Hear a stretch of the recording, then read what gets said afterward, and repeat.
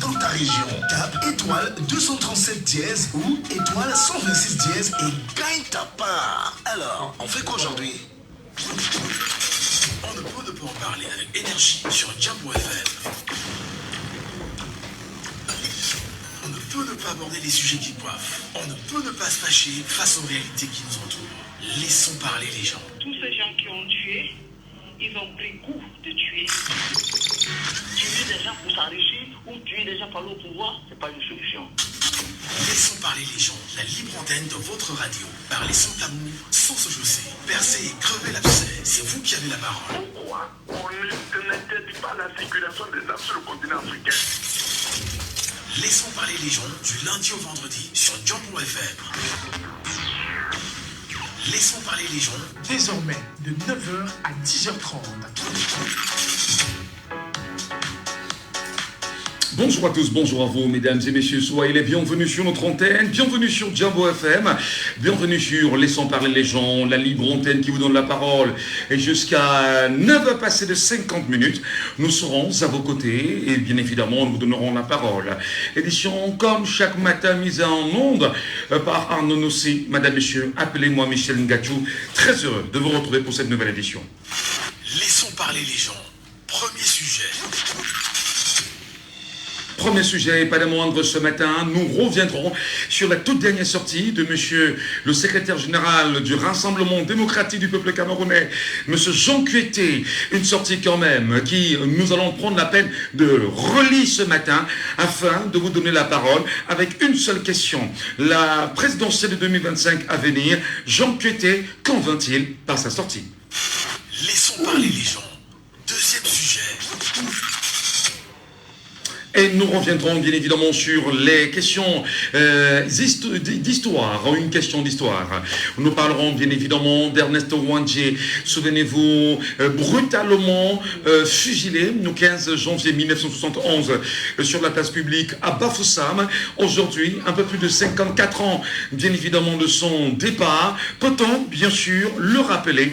Est-ce que Ernest Ouandjé, le dernier résistant de l'UPC, serait-il parti avec le souffle de la résistance?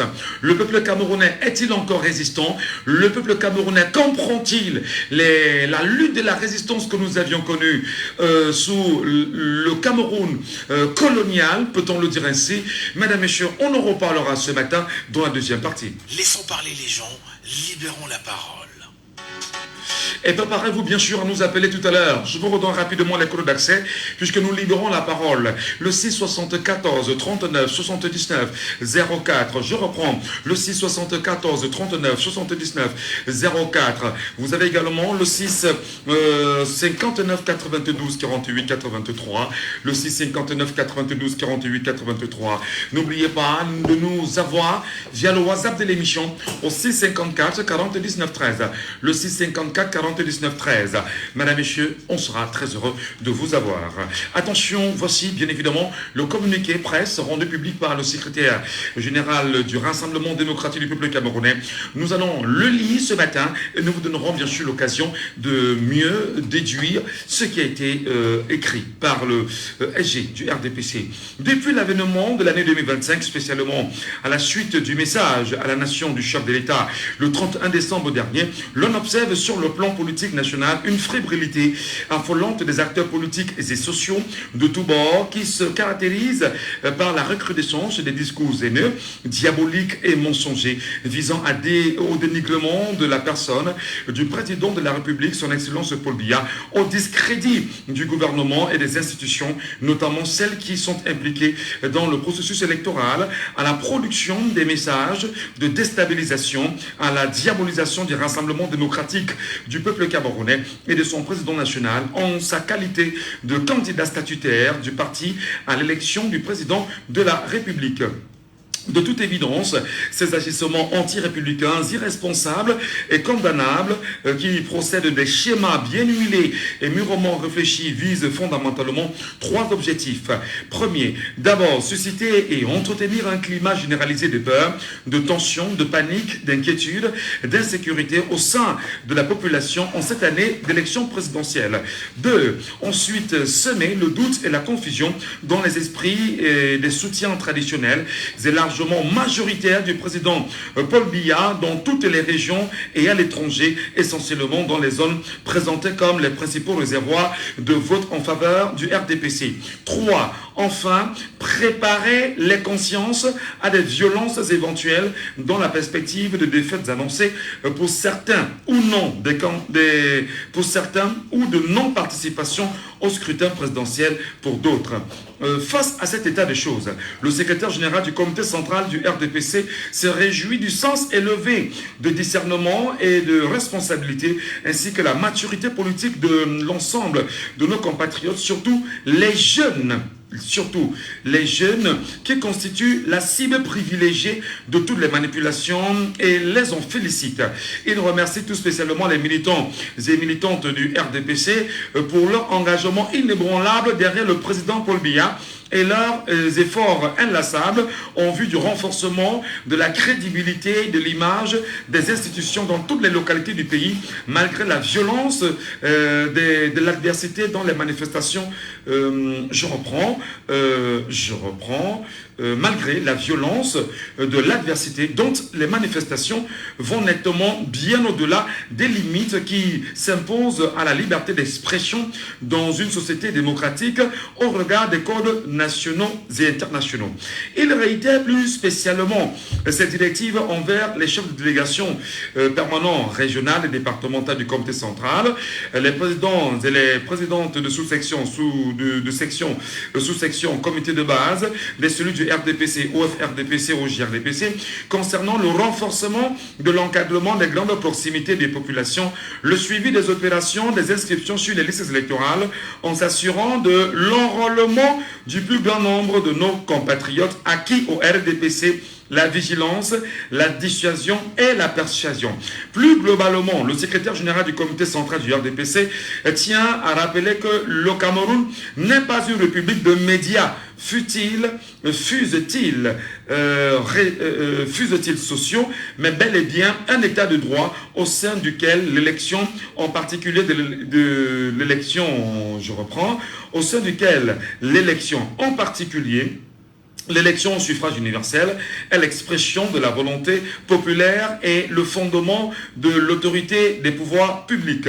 D'où l'importance des élections libres auxquelles le RDPC a toujours souscrit et reste très attaché. Toutefois, les élections libres supposent et induisent des citoyens électeurs libres qui ne votent pas sous pression et dans la crainte, n'ayant été ni abusés, ni manipulés, ni contraints par des procédés de toutes sortes, notamment la désinformation, le dénigrement, les appels à la violence, l'intimidation, le sondage truqué, la corruption des esprits.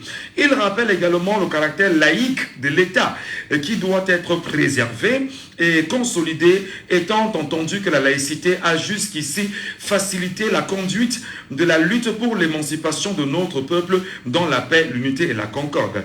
Aussi, le secrétaire général du comité central en appelle-t-il à la responsabilité, à la pondération, à la retenue et au respect mutuel de tout acteur politique, sociaux ou religieux, femmes et hommes des médias, responsables de tous bords, intervenant dans l'espace public afin de promouvoir en cette année électorale capitale un climat social apaisé qui confirme la singularité de notre pays et de la démocratie camerounaise. Dans la géosphère politique en Afrique, en privilégiant la confrontation des idées dans les compétitions politiques. En tout état de cause, le Rassemblement démocratique du peuple camerounais, dans sa position de parti leader proche du pouvoir, demeure vigilant et se tient prêt à déjouer toutes les manœuvres destinées à ternir l'image des institutions de la République et à attiser les tensions sociales.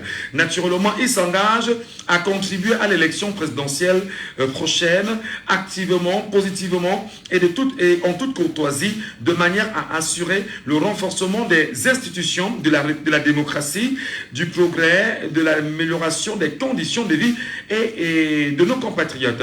Aussi conscient de l'ampleur des défis à relever et des insuffisances à combler, le RDPC et son candidat à l'élection présidentielle à venir promettent-ils de présenter à nos compatriotes un projet de société articulée autour des propositions innovantes, originales, modernes, adaptées à notre temps, à notre environnement, mais également réalistes et réalisables compte tenu des aléas et des mutations incessantes du monde qui nous entoure. Un projet de société qui porte la marque de l'expérience, de la sagesse et de la mesure, car l'histoire contemporaine qui se déroule sous nos yeux et que nous vivons au jour le jour témoin de l'importance de l'expérience, de la sagesse patriarcale et de la pondération dans la conduite des États et le développement des relations internationales, lesquelles sont liées au temps bien accompli. Enfin, le secrétaire général du comité central rassure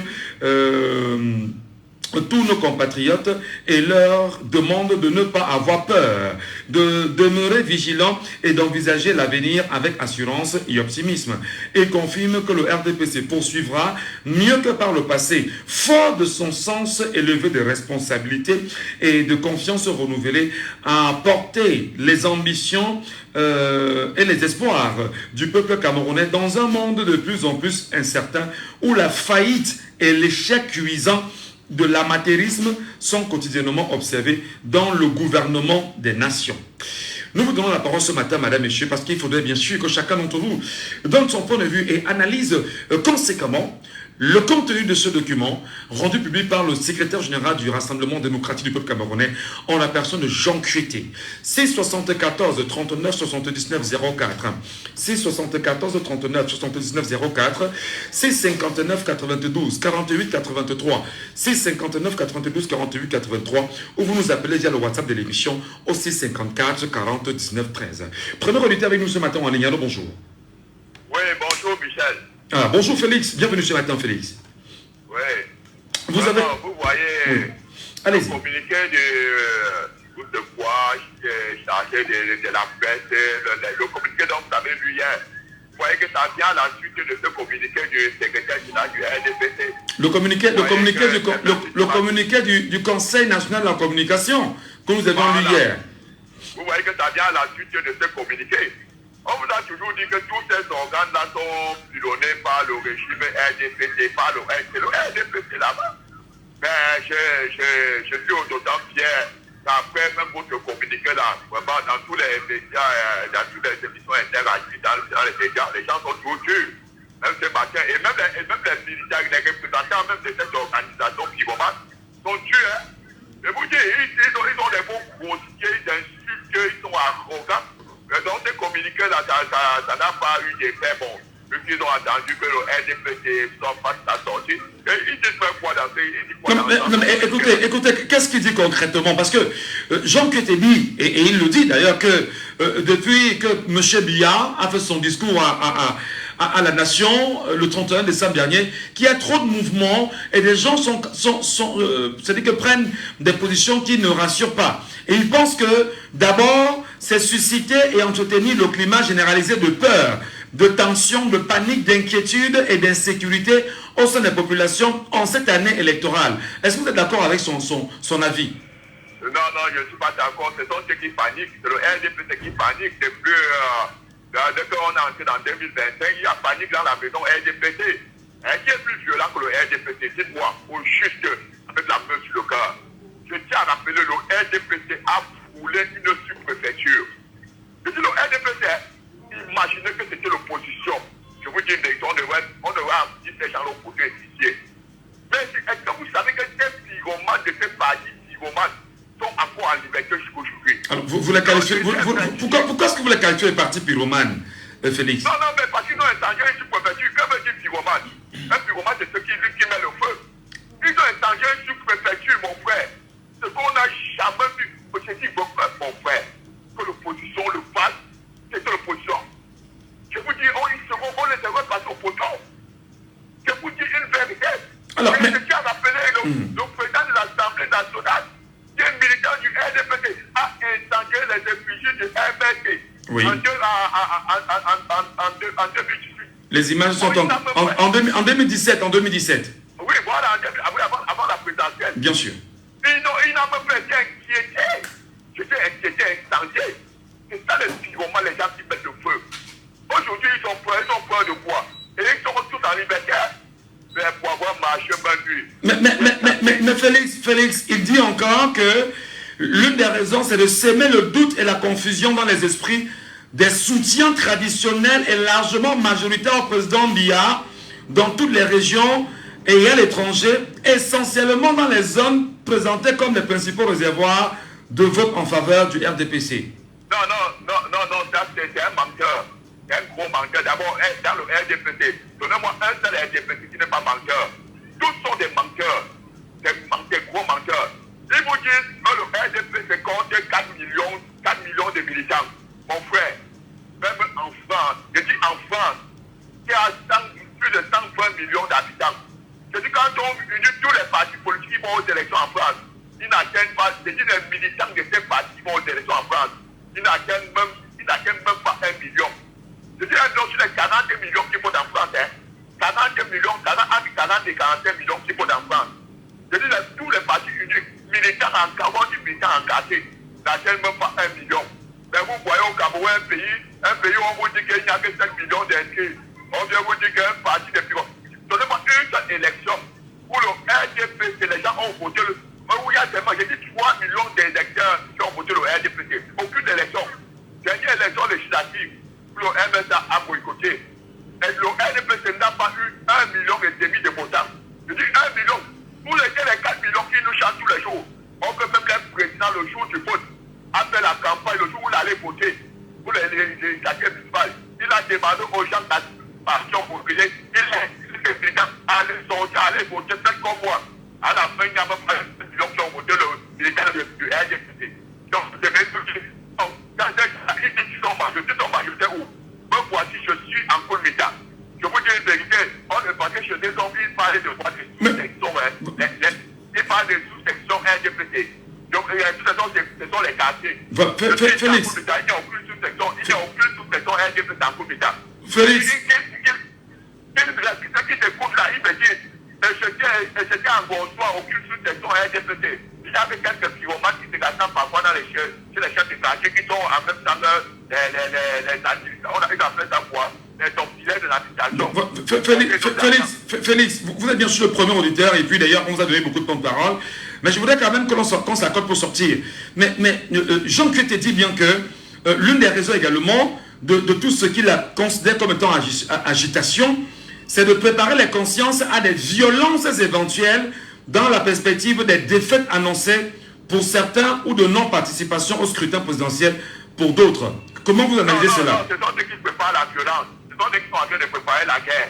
Les Camerounais vont voter sur le mot de proclamer le résultat. Ce n'est pas nous qui préparons la guerre. Ce sont ceux qui savent que c'est la fin de ces régimes. Une non-participation, ils parlent comme ça de Maurice Kamto. Et ils parlent même de sondage. Mon frère, ce sondage est vrai.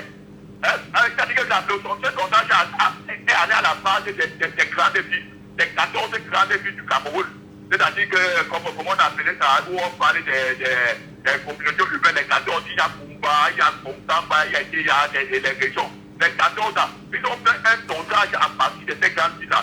Et ce sondage-là, il dit que dans ce sondage, il y a élection aujourd'hui.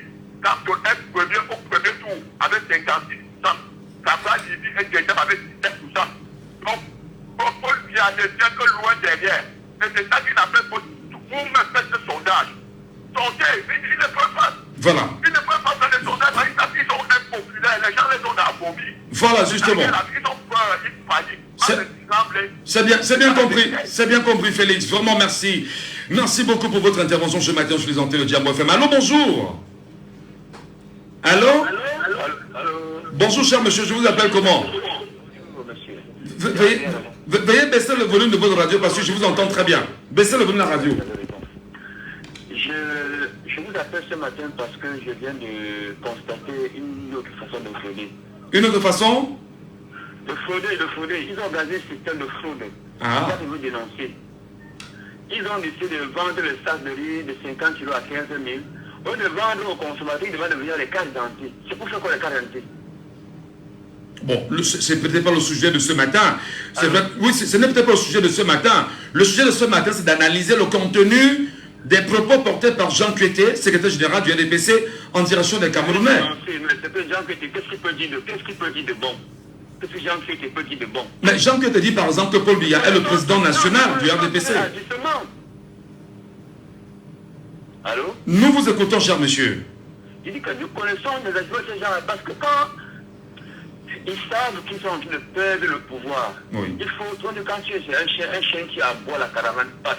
Vous voyez un peu, il faut qu'il sache ainsi dans tous les médias. Vous voyez comme il se défend dans tous les plateaux de radio. Il ne laisse personne s'exprimer. Quand tu le dis la vérité, il commence à gesticuler, il t'étouffe. Mais il ne peut pas dire le temps. Il faut qu'il protège son siège. Est-ce que Jean que tu parles dans son bout là, t'as fait ce qu'il fait là? Il peut aller parler à qui à Bouddha, dans son pied natal, dans son village natal. Il peut aller faire à qui à Bouddha? Il peut appeler à la Bouddha sans police. Il a dit que je vais à la radio dire d'enfants pour qu'on parle de type de père et fils. Est-ce qu'il peut le faire? Et il va sortir le communiqué, pense qu'on va aller à la radio, c'est plus son problème. Est-ce qu'il peut le mettre à parler? Oui. Mais justement, dans ce qu'il dit quand même, permettez que je me relance sur un élément assez important. Il dit que il tient à rappeler que le Cameroun n'est pas la république des médias, fut-ils sociaux, mais bel et bien un état de droit au sein duquel l'élection, en particulier l'élection au suffrage universel, est l'expression de la volonté populaire et le fondement de l'autorité du pouvoir public. Est-ce que Jean Crété ne se confond pas lui-même dans ce document à un porte-parole du gouvernement camerounais? Il s'exprime à travers quoi? À travers un média, non? Ou il s'est mis encore à parler comme ça en Pérou? Il s'agit à partir de quoi? Avec un média, non? Bien évidemment, puisque le communiqué est rendu public dans les médias. C'est un média, c'est la fondée communiqué quand ils avaient un média, non? Bien sûr. Pourquoi quand les autres s'insultent dans les médias, ça l'énerve? Alors, justement, mais est-ce que pour vous, dans ce qu'il dit, c'est de nature à convaincre quand même les militants du RDPC? Parce qu'il estime que tout est mis en place pour amener les jeunes à ne pas à commettre des actes qui soient répréhensibles. Quelle est votre lecture? Vraiment, j'ai du mal à vous entendre, monsieur Cédric. Oh là là. On va. Oui, allez-y. Je pense que monsieur Jean Crété, il défend que il défend que sa tête, il défend ses intérêts.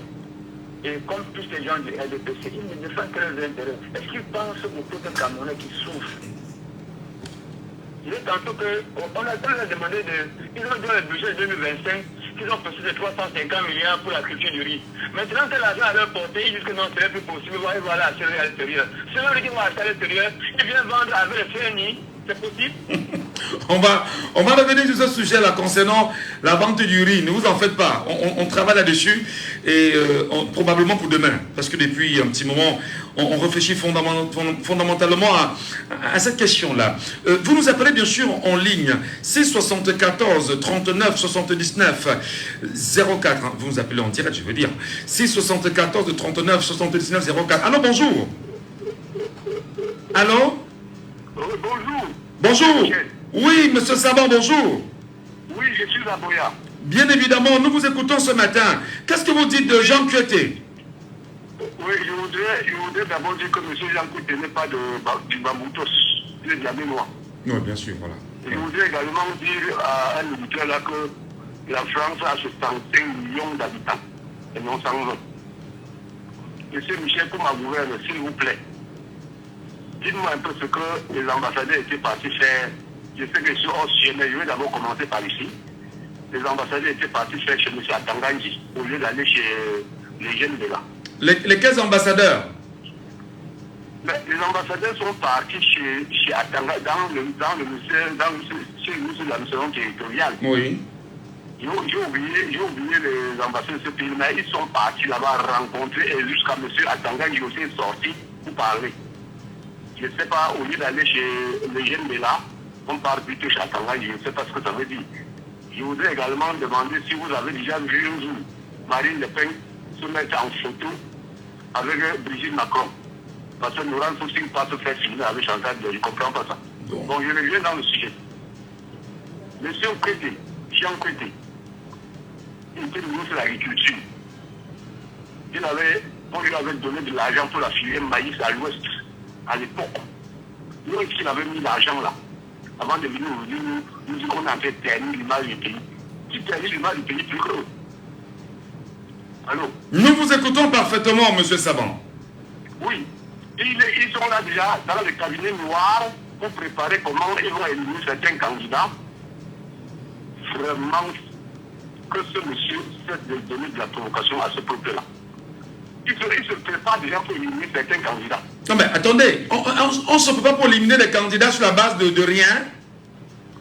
Mais, monsieur Michel, si on veut, ils peuvent le faire. Non mais attendez. Ils ont la Cour constitutionnelle avec eux. Non, attendez. Vous êtes Camerounais ou pas, M. Saban? Je suis Camerounais, M. Michel. Vous êtes citoyen de votre pays et que l'on viole les textes sous vos yeux. Il y a... Attendez, je ne sais pas. Comment est-ce qu'on doit apprécier cela? Comment le citoyen nous dit qu'il sait qu'on va voler, il sait qu'on va mettre des gens de côté? Le citoyen doit valider une telle perception des choses? M. Jean-Claude a tenu ce propos. Bon, je ne sais pas si... Il a dit que quand on va éliminer certains candidats, les Camerounais vont se fâcher.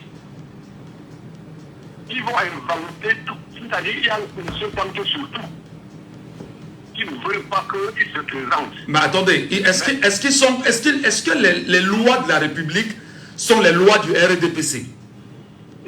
Ils ont déjà respecté les lois de la République, M. Michel. Mais bien évidemment, c'est vous qui êtes citoyen camerounais. Vous avez la constitution du Cameroun sous vos yeux. Vous la lisez au quotidien. Accepterez-vous effectivement que l'on viole la constitution du Cameroun sous vos yeux au nom de la conservation d'un certain pouvoir? Je pose la question bêtement. C'est la recherche de la guerre, non? C'est la recherche des troubles. Comme ça, ils vont faire sortir les hommes en tenue, on va mater la population. Et ils vont rester au pouvoir. Vous ne comprenez pas quoi? Donc c'est le plan, pour vous c'est le plan qui est mis en place, justement, se servir des hommes en tenue pour mater les populations afin de conserver le pouvoir en violant les textes de la République, c'est ça? Ils sont en train d'ouvrir ça dans leur cabinet noir. Ils sont en train de chercher des moyens. Autrement dit, comment est-ce qu'on peut avoir un ECAP nommé rien que par le chef de l'État? C'est lui-même qui choisit les membres de l'ECAP. Voilà la Cour constitutionnelle. M. Clément Atangana. Vous croyez qu'il peut dire autre chose que mais pourquoi vous ressassez ça tout le temps? Pourquoi ne peut-il pas lire ce que le peuple va lui imposer de lire parce que le peuple aura décidé de la trajectoire qu'il veut, M. Saban? Pourquoi vous vous sentez, en tant que peuple, en tant que citoyen, réduit, plus petit et minoritaire face bien évidemment au texte de la République et à la minorité de ceux qui dirigent le pouvoir, qui dirigent la République? Monsieur Michel. Oui, M. Saban. Je vous assure que l'année 2025 sera grave. Non, répondez à ma question. Je veux qu'on s'accorde. Vous êtes l'auditeur. Comment vous pensez permanemment? Comment vous pensez permanemment que vous êtes citoyen camerounais? Vous êtes conscient de ce que la Constitution dit et que des gens s'arrangeraient parce qu'ils sont dans la conservation du pouvoir à confisquer le pouvoir et se maintenir en bafouillant les textes de la République? Vous, citoyens, vous validerez cela? Monsieur Saban? Je préfère même mettre ma tête sur un tuyau pour qu'on coupe. Il ne faut pas valider ce genre de choses. Mais qu'est-ce qu'on va donc faire? Puisqu'ils le feront. Monsieur Michel, je vous assure, ils le feront. Ok. Bon, on attendra justement de voir quand ils vont le faire, monsieur Saban. Et les Camerounais vous écoutent ce matin, les Camerounais regardent, les Camerounais savent, et les Camerounais effectivement vont juger de la nécessité peut-être de rappeler à l'ordre réunion en place qu'il y a une constitution du Cameroun qu'il faut bien sûr respecter. Vous voyez, monsieur, vous voyez très bien que cette émission que vous animez, c'est presque une émission de sondage. Mais cette émission de sondage-là, voilà, monsieur Kwete qui dit que le RDPC est très populaire c'est pour préparer le masque à la fraude. Oui, mais c'est aussi une communication politique. Vous n'avez pas lui en vouloir pour ça. Je ne vais pas lui en vouloir comment? Mais attends, il fait sa communication politique. Il y en a comme ça dans plusieurs radios. Hein? Oui. Tout le monde parle toujours contre les élections du RDPC. Mais monsieur Kwete nous dit que le RDPC est populaire. Quelle est l'élection qui a été juste ici au pays jusqu'à ce que l'opposant a appelé le chef de l'État pour le féliciter. Dis-moi. Voilà. Vous avez vu une élection comme ça dans ce pays? Hein? Voilà, monsieur. Ça ne marche pas, l'élection marche au pays. Très On bien. doit changer les règles. On va voir, monsieur Saban. Merci beaucoup, monsieur Saban. Passez une bonne journée. Auditeur en ligne, allô, bonjour. Allô? Bonjour, Michel. Je vous appelle comment? Jean. Voilà, 5e. Jean Cueté. Jean, ton homonyme Jean. Hein? Jean Cueté, dites bien que depuis l'avènement de l'année 2025, et depuis que M. Biya s'est adressé à la nation, qu'il remarque bien évidemment qu'il y a une recrudescence des discours haineux, diaboliques et mensongers visant au dénigrement de la personne de M. Biya et au discrédit du gouvernement, des institutions, notamment celles impliquées dans le processus électoral, à la production des messages de déstabilisation, à la diabolisation du RDPC et de son président national en qualité de candidat statutaire du parti à l'élection du président de la République. Vous êtes d'accord avec ça ou pas? Je suis d'accord avec lui, il est dans son rôle, Michel. Mais est-ce que ce rôle-là est une réalité? Il est dans son rôle. Vous savez, c'est un lion aux abois. C'est un régime qui est complètement en agonie. Et c'est maintenant de jouer sur la dernière carte, sur la dernière fibre qui est effectivement la tricherie et la violence. Je crois que hier, je vous ai dit quelque chose. M. Saban vient de le réitérer. Et je crois que les Camerounais risquent d'être surpris. Parce qu'un régime qui ne lui reste que ses derniers soutiens, qui sont des vieillards. Regardez bien le timing. Regardez comment il s'exprime. C'est une bande de vieillards, c'est-à-dire des gens qui sont déconnectés de la réalité, déconnectés du monde, qui essaient de rester dans une bulle de mensonges, une bulle de nuages. M. Saban vous a dit, et hier j'étais dit, Michel, regardez la chronologie des sorties des militants du RDPC intégrés en maîtrise de cela. Sur mon regard, ils ont, chaque fois qu'ils se réunissent, ils parlent de M. Kanto qui a refusé de participer aux élections. Ça revient toujours. Hier encore, il vous dit, certains préparent le chaos parce qu'ils risquent de ne pas participer à l'élection ou de refuser le résultat. Ne soyez pas naïfs. Le complot de ce régime, de ce parti politique pyromane, comme je ne sais pas, quelqu'un l'a dit, et ce n'est pas faux parce qu'ils ont changé le slogan du UNC qui était le soleil en une flamme qui consume le camp. Ils veulent absolument finir. Donc leur stratégie maintenant, c'est de tout faire pour empêcher M. Kanto de participer à l'élection présidentielle. Mais oui, mais attendez. Est-ce que c'est possible? Est-ce que justement c'est possible? Mais c'est pas possible. Michel, moi je ne veux pas dire que tu es un c'est que tu es un journaliste d'investigation. Tu essaies de tirer le verre dans notre nez. Qu'une dictature n'est pas capable de faire. Non mais attendez, c'est vous qui dites que c'est une dictature. Vous êtes, attendez, je vous relance. Oui. Nous sommes 30 millions de Camerounais. Oui, Michel. Encadré bien évidemment par un texte légal, c'est-à-dire que notre code qui s'appelle la Constitution du Cameroun et qui est supposé être connu de tous les Camerounais. Accepterez-vous effectivement que l'on viole votre Constitution sous vos yeux? Parce qu'en réalité, on veut conserver un pouvoir? À travers ton émission, je crois que depuis que tu fais les émissions, depuis que nous suivons les sorties de la société civile, de tout le monde, tu vois les tendances. Mais qu'est-ce qui reste à faire? Qu'est-ce qui manque? Parce qu'il y a un certain monsieur, que je ne sais pas aujourd'hui son nom, il traite pour le peuple camerounais d'un peuple à mort de tout. C'est faux. Le peuple camerounais est l'un des peuples les plus matures en politique qu'on ait jamais connu. Ce qui manque au Cameroun, c'est que ce régime a réussi à faire, c'est des hommes, des leaders qui doivent se mettre ensemble pour qu'on les... On ne peut pas voir un troupeau sans berger. Voilà, attendez, vous estimez que dans ce que Jean Cueté vient de dire, il a également de façon sibylline évoqué la non-participation de certains candidats à l'élection présidentielle. Ben, il n'y a pas que le MRC qui peut-être aujourd'hui peut être ciblé. Le Cameroun a quand même 400 partis politiques, non? Est-ce qu'il ne parle que du MRC? Michel, je crois que dans ta question, il y a une réponse à ce que tu viens de dire tout à l'heure. Effectivement, c'est ça le problème au Cameroun. Ils ont créé une multitude de partis pour brouiller la carte. Demain, quand les gens vont se lever, tu vas voir une pétition d'une cinquantaine de partis qui nous soutenons le chef de l'État, nous ne voulons pas le désordre, n'envoyons pas les enfants, les gens dans les rues. Je vais te dire, Michel, ce qui reste à faire à l'opposition, à tel que... Mais est-ce que la cinquantaine des partis politiques va décider de la volonté d'un peuple, comme certains le disent, qui est debout? Ce peuple-là, Michel, il est assez devant. En dehors de M. Kanto qui sort tout le temps et des sorties sérieuses, rien que le système électoral, pourquoi il est seul à dénoncer? Où sont les autres? Je pense que lui seul, il peut réussir à mobiliser les 30 millions de Camerounais, il réussit à avoir la sympathie de tout le monde. Mais pour inverser la tendance, il faut que ceux comme des prêtres, les leaders du jour, ont pris leur destin en main, leur courage en main, que les hommes de la société civile d'installer du Michel dans tous les pays civils, la révolution a été portée, pas par les partis politiques, mais par la société civile de tout bord.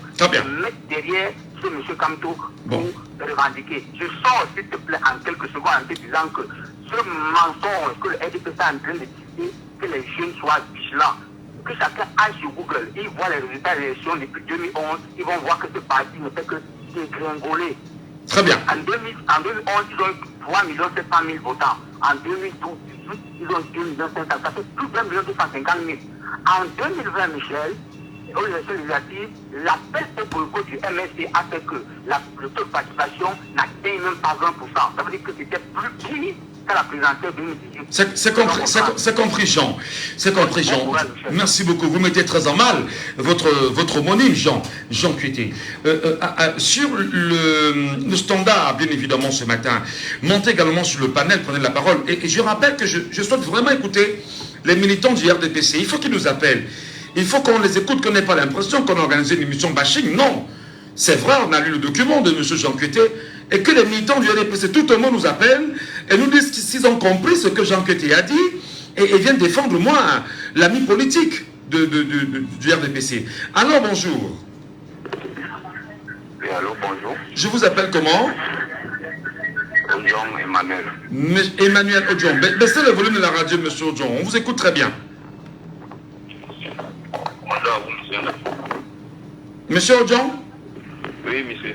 Quand monsieur Jean Cueté dit que Paul Biya est candidat à la présidence, enfin du moins est le président national du RDPC, dans un document qu'il rend public, alors qu'on sait que depuis 2021, Paul Biya n'est plus président national du RDPC, est-ce qu'il n'y a pas là justement, à votre avis, une intention de manipuler? Monsieur Ngacho. Oui. Vous savez, mon frère,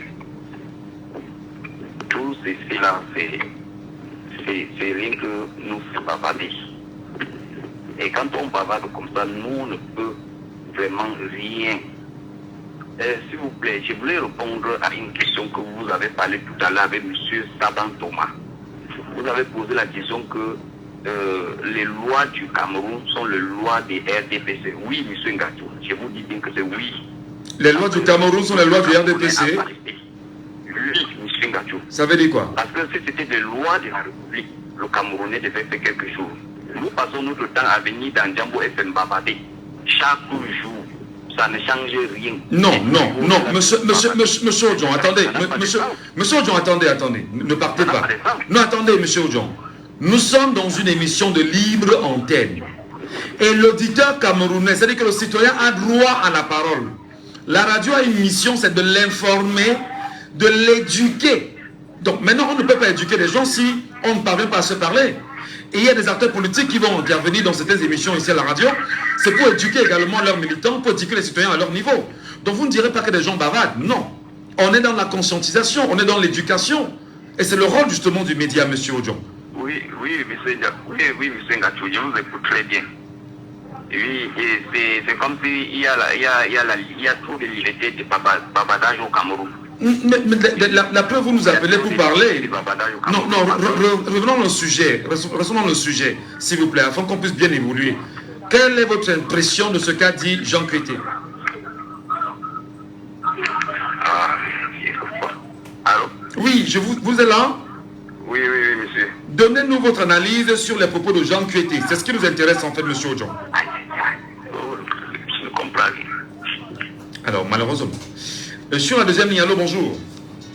Non. Montez sur le panel. Moi, je vais écouter les militants du RDPC. Moi, je vais les écouter. Allô, bonjour. Allô. Malheureusement. 659 92 48 83. Alors bonjour. Oui, Michel. Oui, bonjour. Bonjour. Ah, Raoul. Affirmatif. Bienvenue ce matin. Merci bien. J'aurais bien souhaité écouter les militants du RDPC, les sympathisants. Malheureusement, ils ne sont pas là. Nous vous écoutons, Raoul. Ah, on les attend toujours. Ce sont nos frères. Absolument. Allô? Vous nous écoutez? Oui, je vous écoute. Alors, votre analyse du contenu de cette sortie de Jean Kueté, secrétaire général du RDPC, rendu public il y a 48 heures. Monsieur Michel, qui maltraite les Camerounais plus que le parti au pouvoir, qui manque plus que le RDPC, qui manque plus que le parti au pouvoir. Donc, ça ne vous dit rien. Ce qu'on a entre vous dit, vous ne croyez pas. Mais d'ici à mai, vous allez comprendre. Vous savez pourquoi l'APC existe? L'APC? Non, l'APC, pas oui. l'APC, l'APC. Là, vous allez comprendre à la fin, lorsqu'on va dire que telle candidature est rejetée, vous allez voir tous les autres partis affirmer et supporter le parti au pouvoir. Et ça va mettre ceux qu'on a rejeté leur candidature à minorité. C'est ça qu'ils sont en train de préparer. Donc vous ne voyez pas qu'on veut rejeter la candidature de professeur Moïse Kamto. C'est ça qu'ils sont en train de préparer. Vous voyez le ministre de l'AT, il fait sa conférence de presse, il commence par le nom de qui? Monsieur Jean Kueté, il fait sa lettre, il introduit le nom de qui? Bon. Ça dans leur bouche, pour le que Moïse Kamto soit président.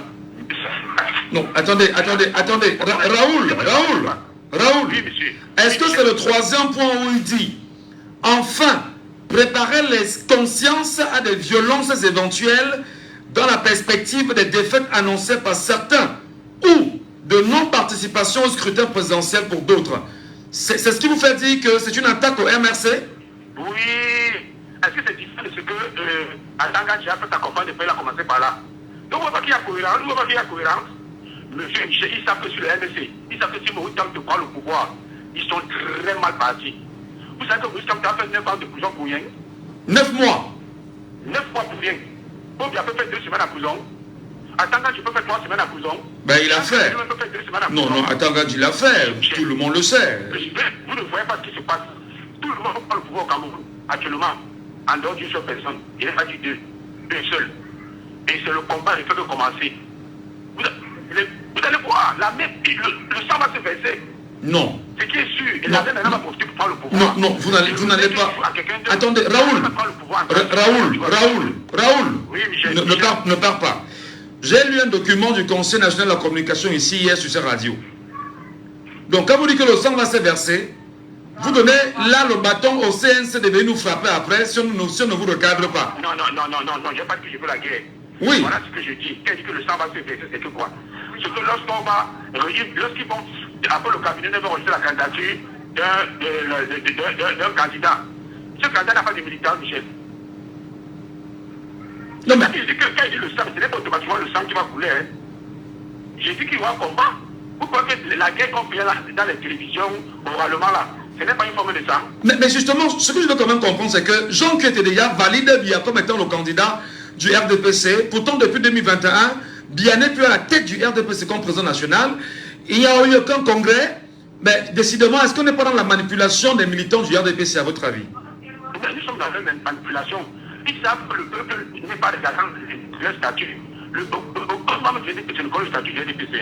Et aucun membre. Non, vous n'êtes pas dit aucun membre. Ça, c'est membres, les préfets, les sous-préfets. Le reste là, c'est ceux qui mangent et boivent.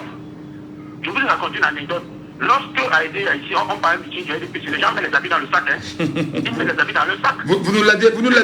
De rassemblement qui s'habillent. Hein. Mais vous n'êtes pas au courant. Non, vous nous l'avez dit hier justement, Raoul. Vraiment, merci. Oui, c'est pas comme ça.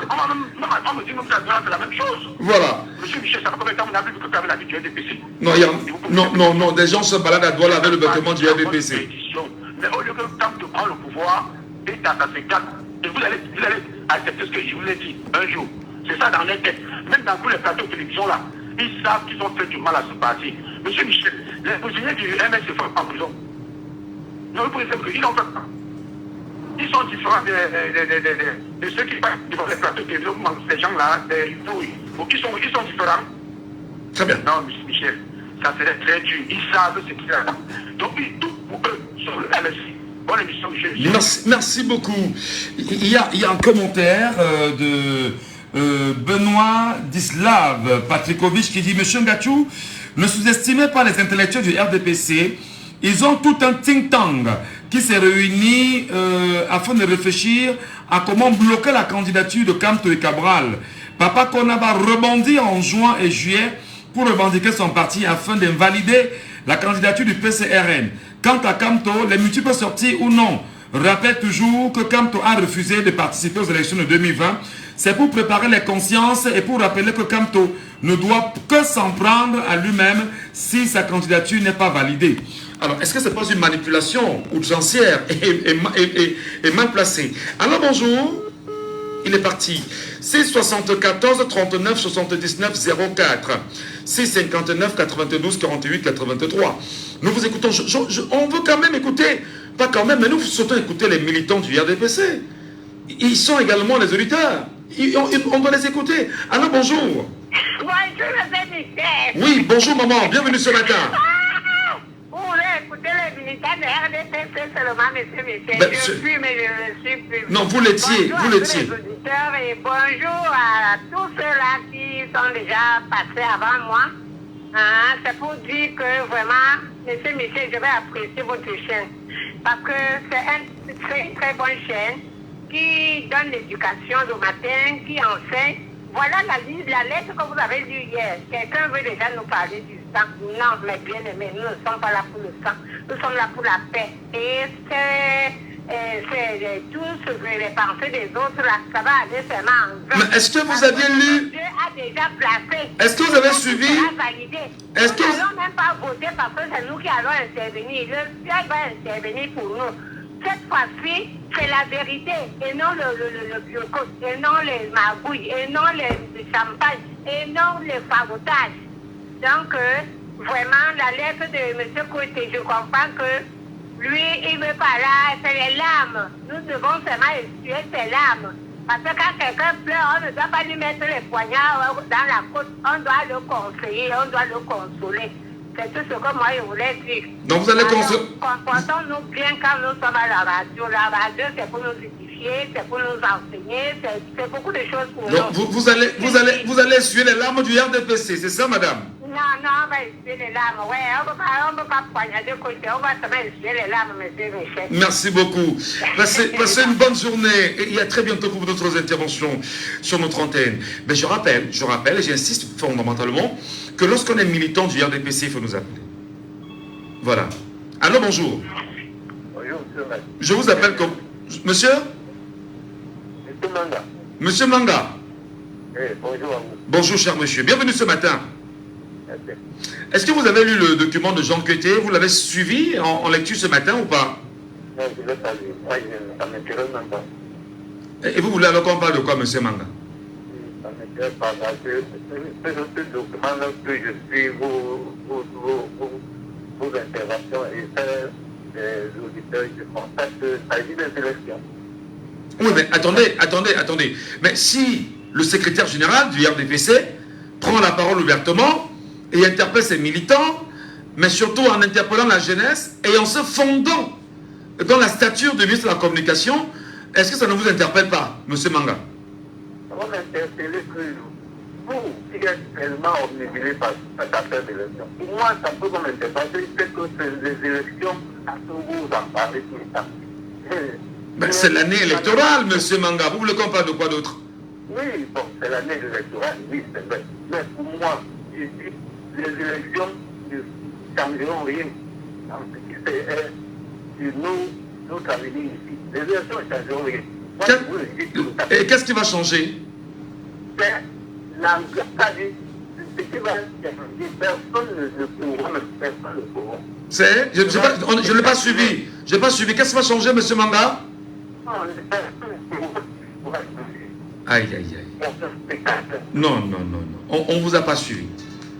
On vous suit très mal, monsieur Manga. Quand vous nous appelez, quand même, trouvez une bonne position parce que certainement vous écoutez très bien, mais vous nous entendez, enfin, on a un mauvais retour avec vous. Allô, bonjour. Bonjour.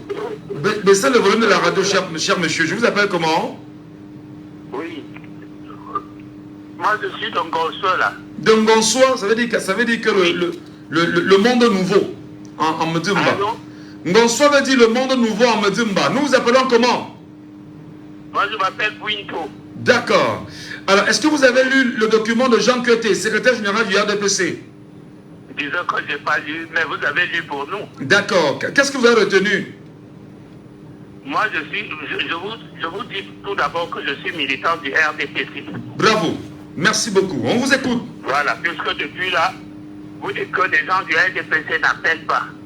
On n'appelle pas parce que notre secrétaire général a déjà tout dit. Oui. Voilà. Tout ce qu'il a dit, je crois que les Camerounais ont compris. Ceux qui ont compris, ont compris. D'accord. Et vous validez justement que Biya est toujours votre président national? On compris. Oui, j'ai dit, n'est-ce pas? Allô? Oui. Il dit bien évidemment que M. Biya est le candidat statutaire du parti. Vous êtes d'accord avec ça? En tout cas, il y aura un congrès. On tiendra un congrès le moment venu.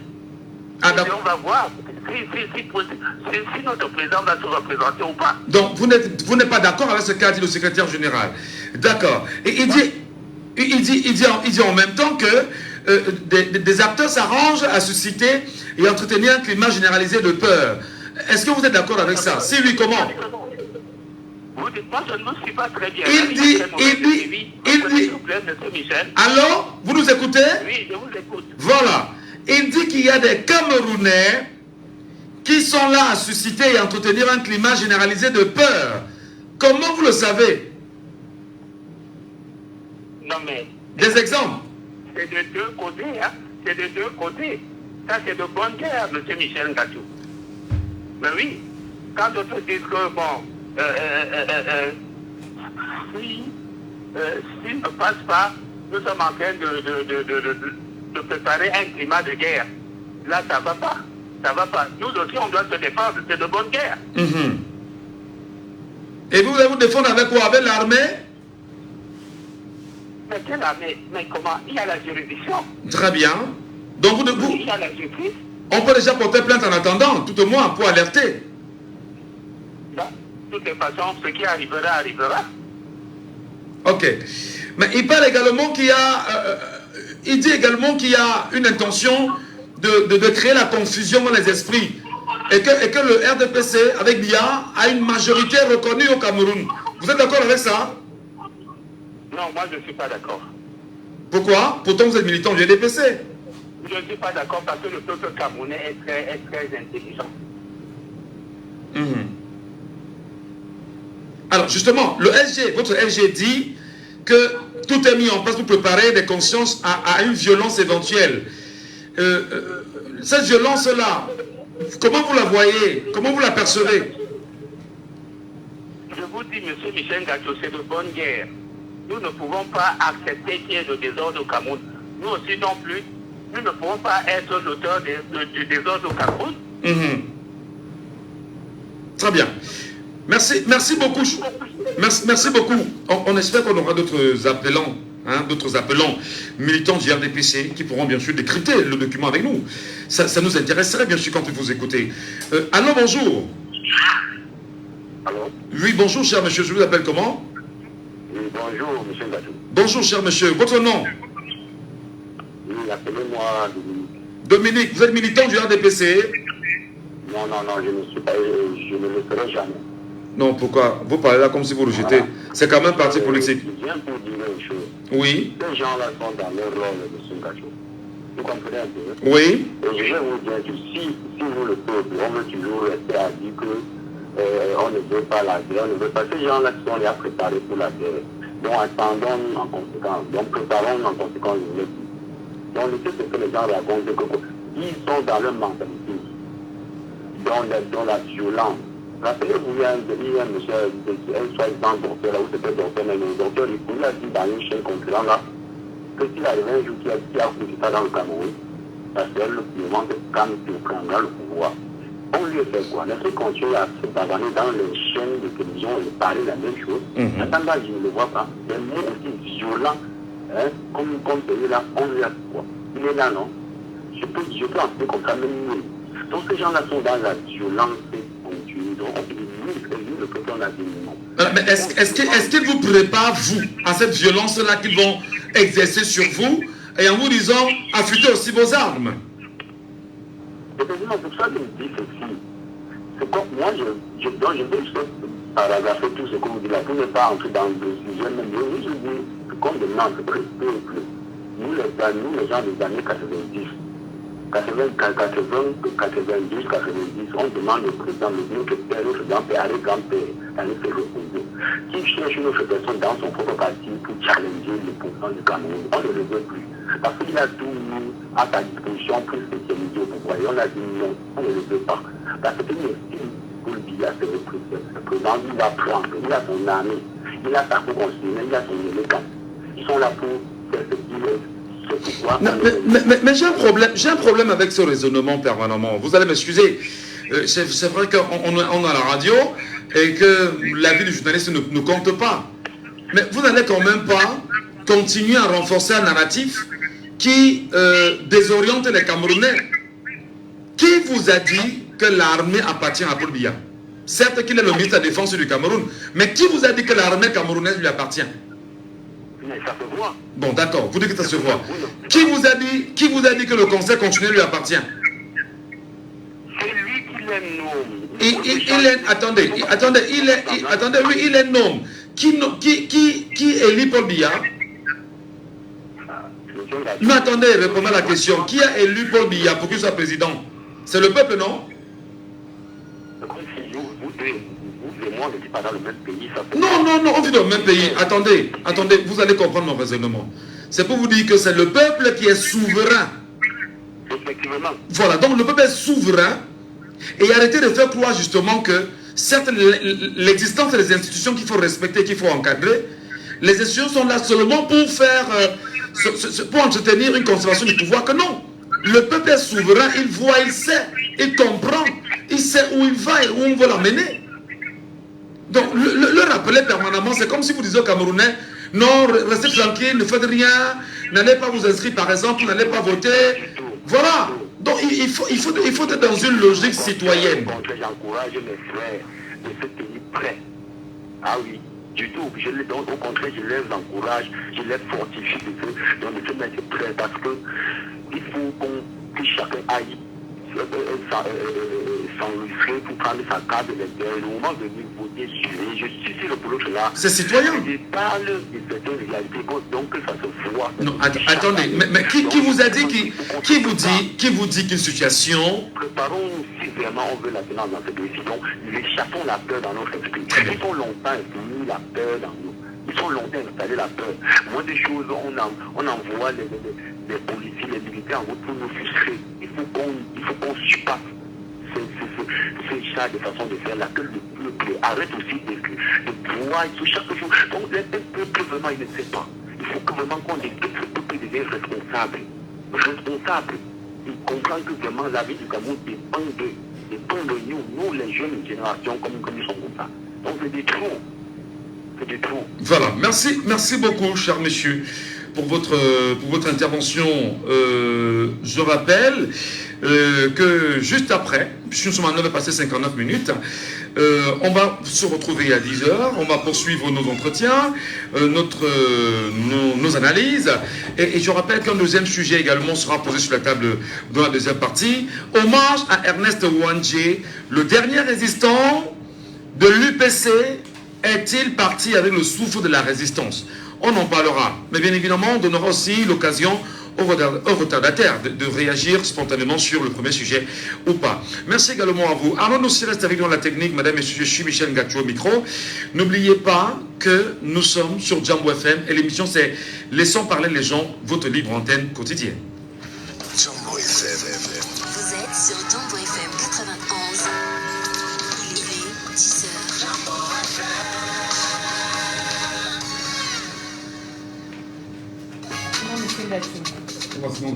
Alors que tu travailles encore l'argent déjà, alors que tu peux devenir boss toi-même. Achète ton forfait à partir de 237 francs ou fais un moment d'au moins 237 francs pour tenter de gagner un tricycle chaque semaine dans ta région. Tape étoile 237 dièse ou gagne ta part. Alors, on fait quoi aujourd'hui? Toute l'actu avec Estelle Gondji.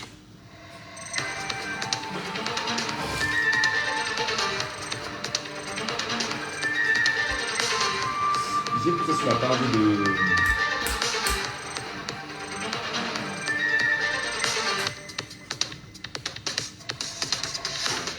À l'ouverture de ce point d'actualité, la campagne de vente promotionnelle du riz a débuté depuis hier dans la ville de Douala et se poursuivra jusqu'à la fin du mois de janvier 2025. Cette opération qui se poursuit à l'esplanade de la délégation du commerce du littoral à Ancien Foucault-Aqua permet aux consommateurs de se procurer le riz de 50 kg au prix de 15 000 francs CFA. Une initiative du ministre du Commerce Luc Magloire à Tongana pour lutter contre la vie chère au Cameroun.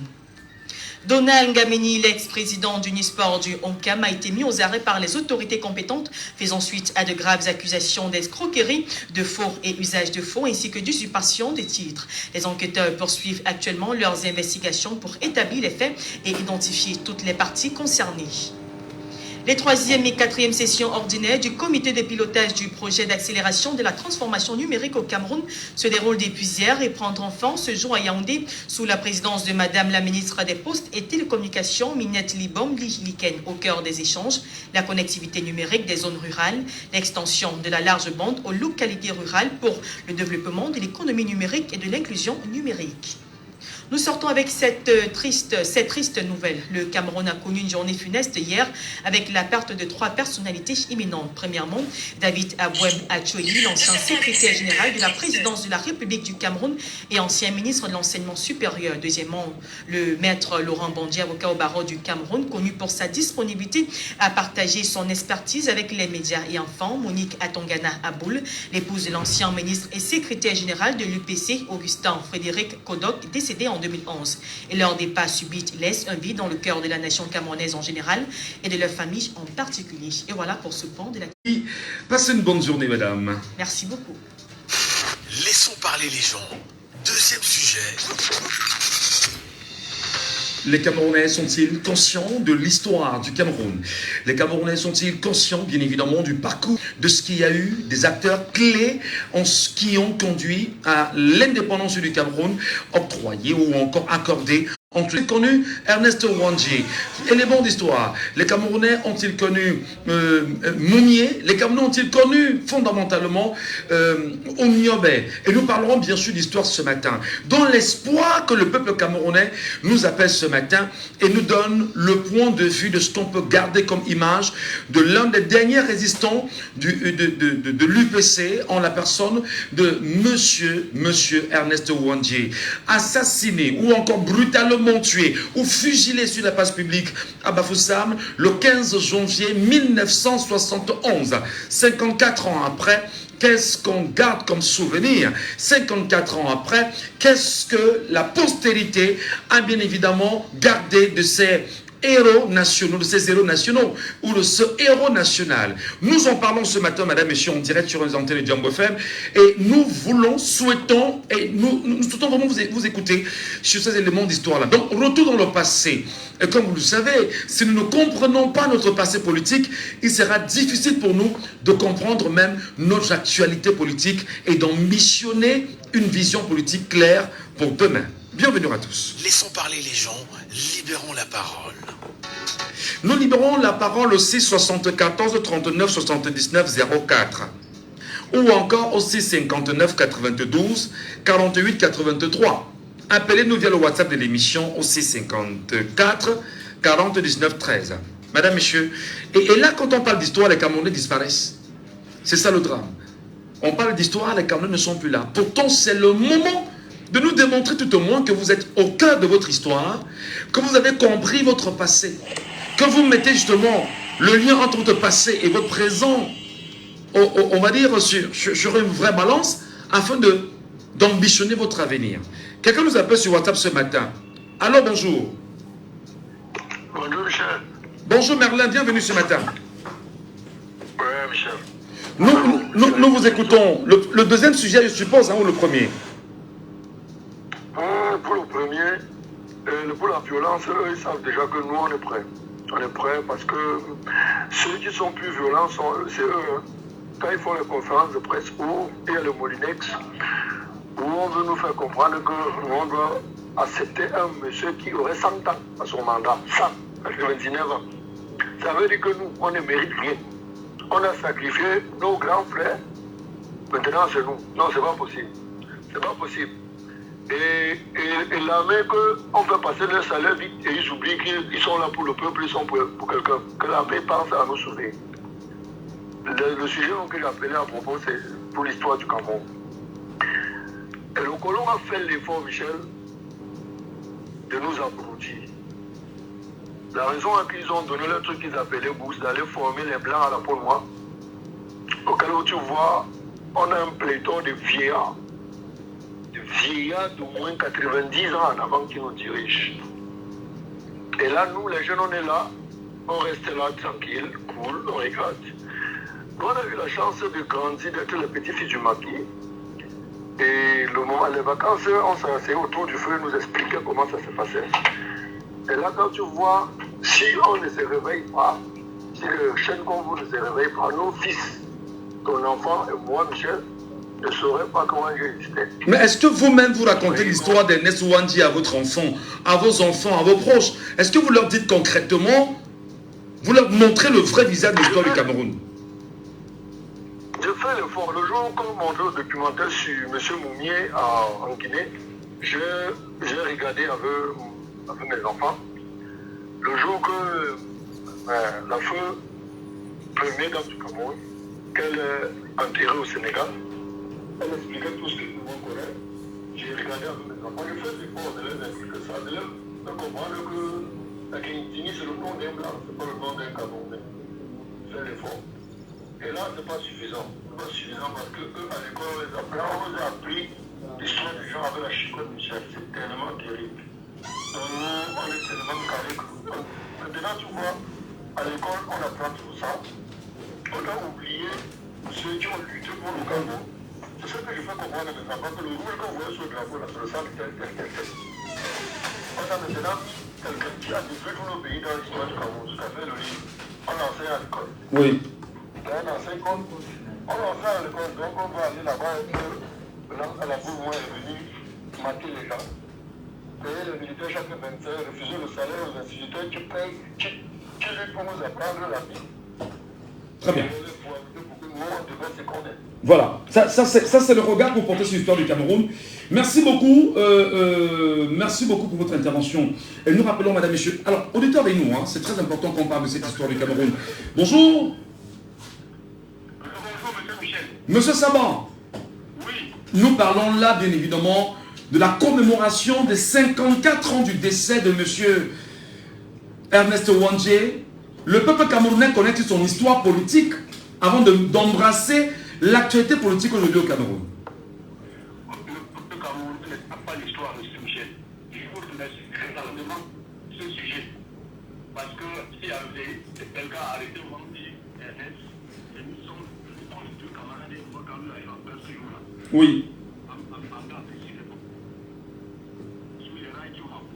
Non, je rappelle qu'Ernest Ouandji s'est rendu lui-même. Hein. Il s'est rendu, il n'a pas été arrêté. Il s'est rendu dans un poste de... Allez-y, monsieur Saban.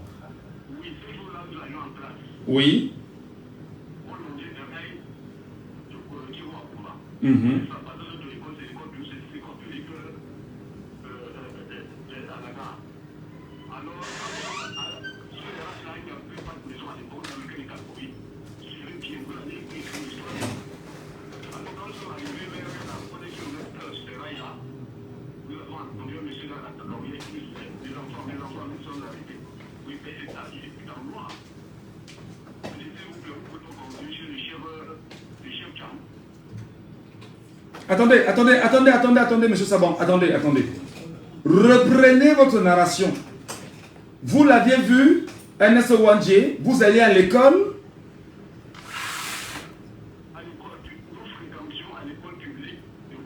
Vous fréquentiez à l'école publique de Mbanga. On est en 1971. Non, je crois que c'est En 70, d'accord, oui. Oui. Bon, alors, il nous a appelé, mes enfants, nous sommes arrêtés. Il a dit, s'il vous plaît, vous pouvez me conduire chez Oui.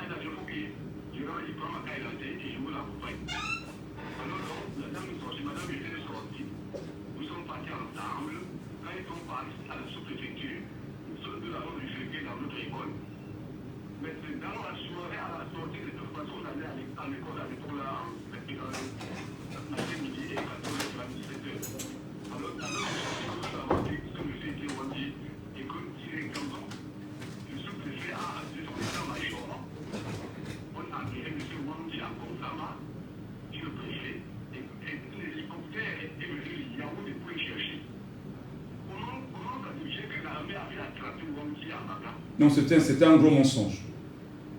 C'était un gros mensonge, un gros mensonge.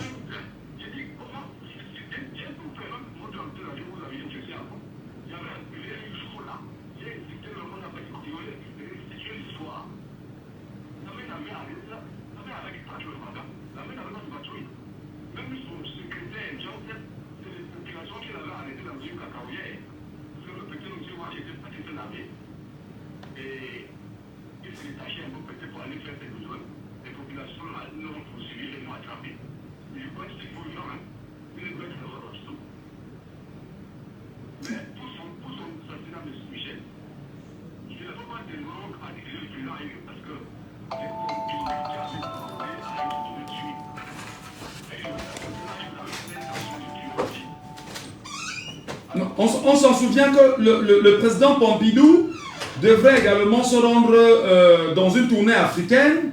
Et lorsque Pompidou, qui devait faire escale à Yaoundé précisément, ne voulait pas qu'on lui serve l'affaire Wandié et autres.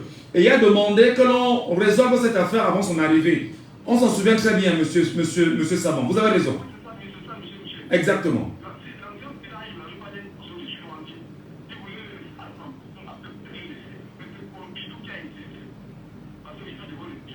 Oui, parce que... Absolument. C'est clair, c'est une vérité. Vraiment, merci beaucoup pour votre narration, hein, monsieur Saban, ce matin. C'est très important. Et nous espérons, tout au moins, que les Camerounais qui connaissent l'histoire du Cameroun. Parce que pour ceux qui n'ont pas connu qui était Ernest Ouandjé, ne pourront probablement pas comprendre l'actualité du Cameroun du point de vue politique. En attendant, bien évidemment, que vous nous appelez en direct, madame, messieurs, je vous rappelle le code d'accès. Le 674 39 79 04. Quelqu'un avec nous, bien sûr, en ligne. Oh là là, malheureusement, elle est partie. 654 40 19 13 via WhatsApp. 654 40 19 13 via WhatsApp. Nous vous écoutons, nous vous donnons la parole parce que là, l'histoire est extrêmement importante. On ne peut ne pas passer, on ne peut ne pas en parler. C'est super important. Rappelons bien évidemment que au cœur de la machine coloniale, l'Union des populations du Cameroun, l'UPC, d'ailleurs créée par des amis, des ex-enfants, qui étaient outrés par le comportement, bien évidemment, de la France coloniale au Cameroun, avaient choisi de créer l'UPC.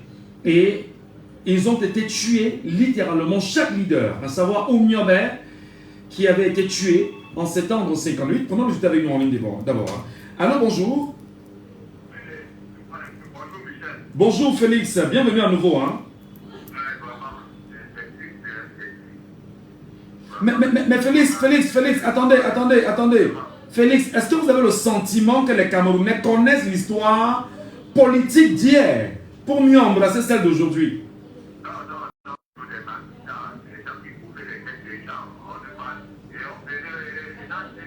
fait l'histoire. On peut mobiliser les blancs, les Christophe Colomb, les Cristal, les gens là, on parlait. On idolâtrait les idoles. Mais nous, c'est les sorciers, les machinats. Et c'est dans ces mêmes chapitres pour tuer. Les colons, le colon blanc qui a tué nos partis, c'était le colon blanc de la Copora. On dit dans le torture, on lui fait. C'est ça qui a expliqué. Et les gens rapidement, quand on voit qu'il est traité et assassiné, c'est que bien des gens dans le Irak. Et les gens dans le système, bien placés dans le système. Mais vous pensez que les gens sont tous ordres de tuer nos pères. Ils vont écrire l'histoire de nos pères. Non, c'est la même manière que c'est tout le monde. C'est que là, c'est pour la même chose. Ouais, je suis quelqu'un qui va dire non, monsieur Pierre m'a expliqué que c'est très compliqué. Donc, même si c'est une personne donc il vous me félicitez, merci beaucoup, même si le réseau nous fait de mauvaises scènes. Hein. Vraiment, merci pour cette contribution. Hommage à Ernest Ouandjé, le dernier résistant de l'UPC est-il parti avec l'âme de la résistance? Sur WhatsApp, quelqu'un nous appelle. Allô, bonjour. Good morning, my dear. Good morning, good morning. You are welcome. Yes, what I have to say is that Ernest Ouandjé and our independence fighters, I think Cameroonians Aïe, aïe, aïe. Except those who... Aïe, aïe, aïe, aïe, aïe, aïe. La communication est mauvaise. Qu'est-ce qui se passe? Qu'est-ce qui ne va pas? Qu'est-ce qui ne va pas? Nous vous posons la question. Nous vous la soumettons ce matin, mesdames et messieurs. Laissez-nous vos avis, vos commentaires en direct sur Djambo FM, au cœur de Laissons parler les gens. Et nous parlons un peu de l'histoire du Cameroun. Il faut tout le monde que les Camerounais comprennent. Peut-être le passé politique camerounais. Pour mieux comprendre ce que nous vivons aujourd'hui. Peut-être qu'il faudrait aussi, en attendant que les gens nous appellent, leur rappeler que les plus grands, les têtes bien évidemment de l'UPC, à savoir Ernest Ouandjé, Oumiomé d'abord, Félix Roland Moumier, Ernest Ouandjé, tous ont été tués par l'armée coloniale française et tenus en même temps par la création d'un État camerounais avec une armée camerounaise.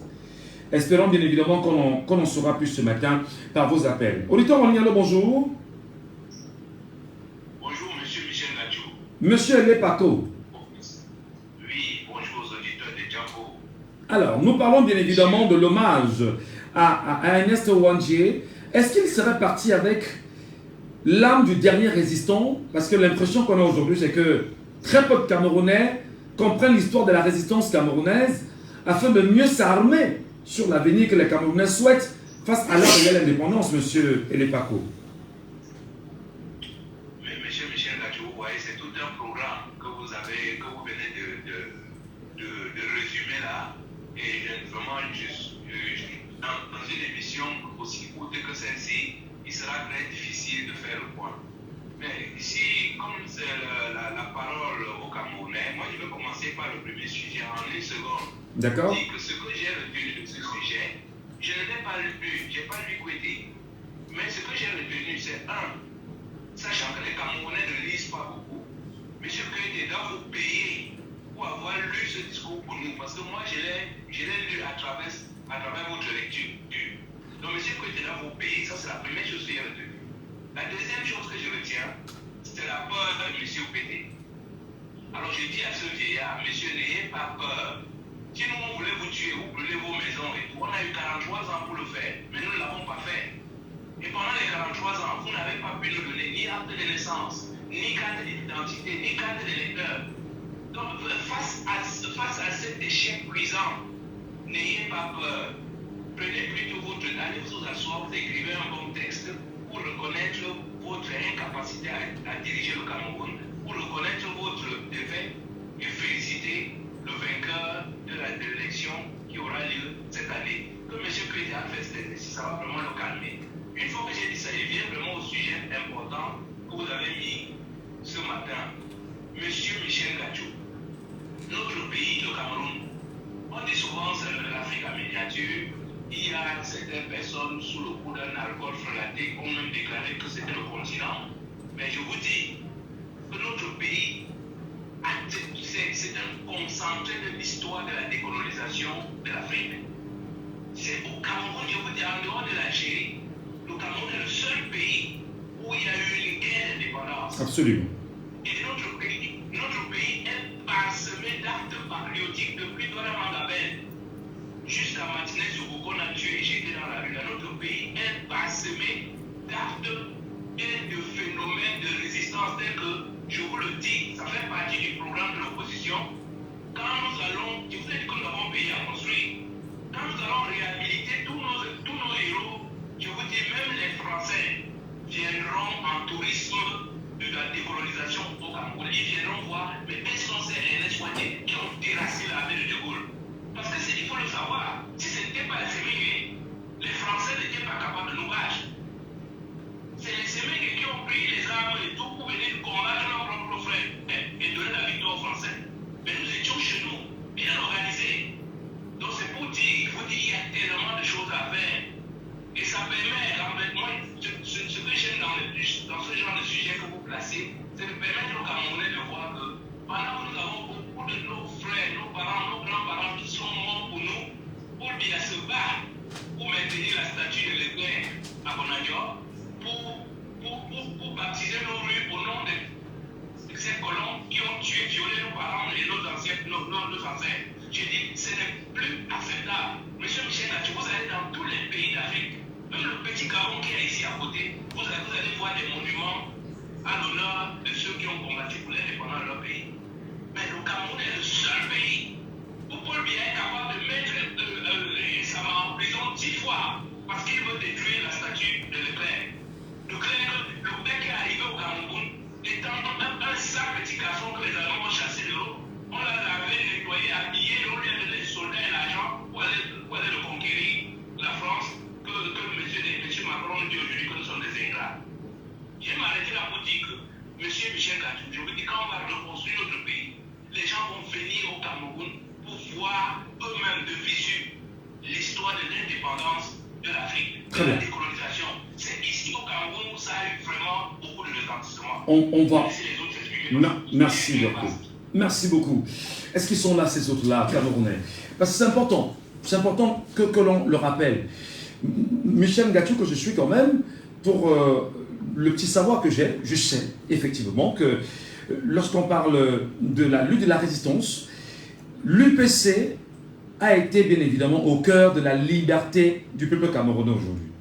Je parle de l'UPC, la vraie, pas celle portée aujourd'hui par Bapol Lipot qui est l'ami d'Atangandji. Non. Je parle de l'union des populations camerounaises qui, souvenez-vous, lorsque l'un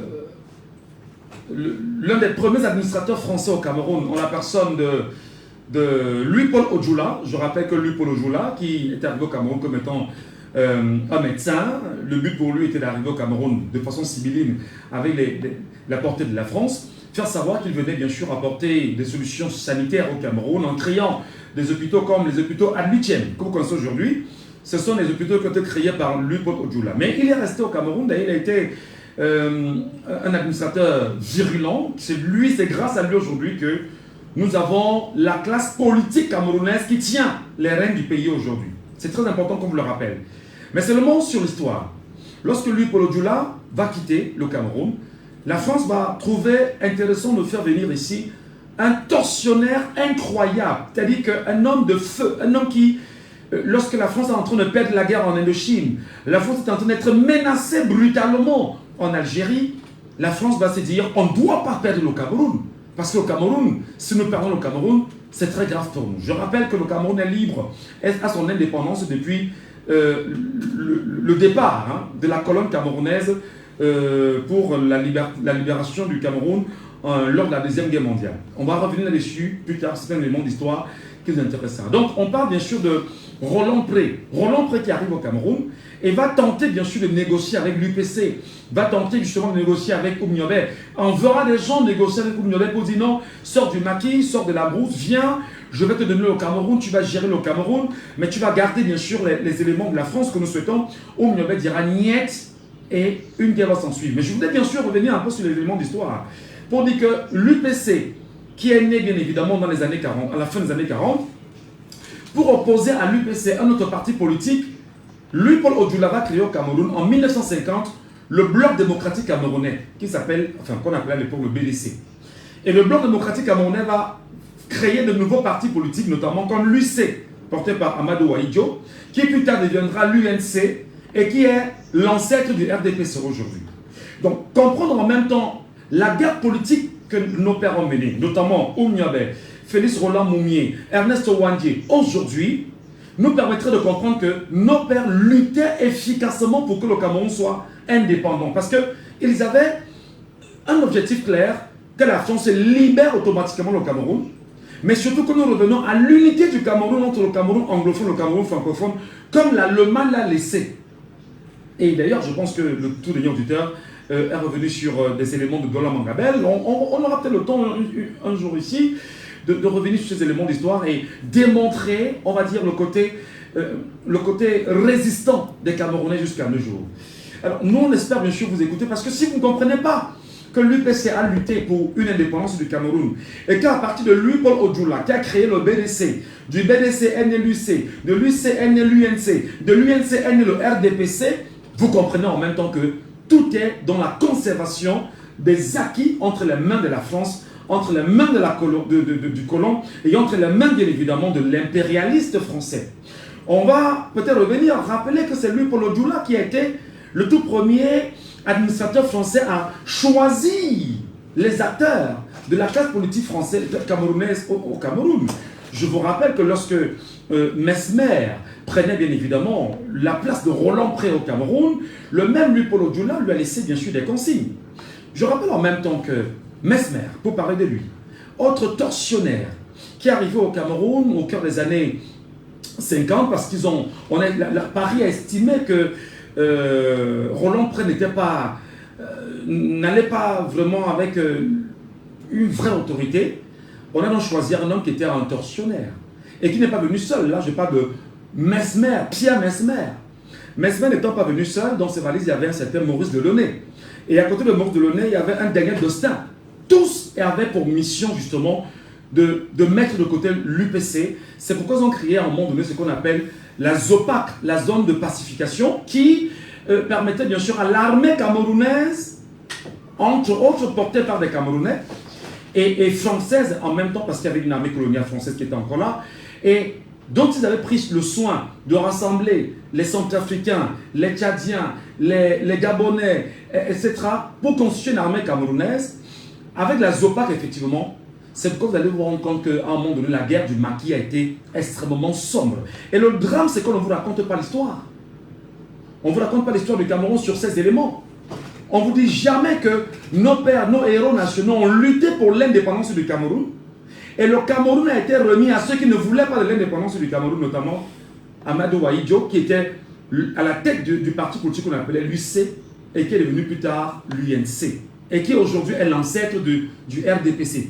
Donc, simplement, ce sont les éléments d'histoire. Si nous ne sommes pas capables aujourd'hui de mieux les maîtriser, de comprendre notre passé et comprendre notre présent et avoir une lecture de notre avenir politique, il est évident que la manipulation sera plus que jamais dans le centre aujourd'hui au Cameroun. C'est pourquoi on fait tout pour vous empêcher de comprendre votre histoire. La preuve aujourd'hui, quels sont les livres d'histoire qui parlent de Oumniobé véritablement, qualitativement, et qui rentrent dans son histoire? Quels sont les livres d'histoire écrits par des Camerounais eux-mêmes qui parlent bien sûr de Ernest Ouandjé, de son assassinat du 15. Le 15 janvier 1971 sur la place publique à Bafoussam. Je rappelle que dès qu'il est mort, on l'a pris, on l'a mis dans un caveau et on a bétonné. Donc c'était fait de béton parce qu'on estimait que non, des esprits forts comme ça pouvaient sortir la nuit et déranger les gens. C'est le même cas avec Oumniobé en 58.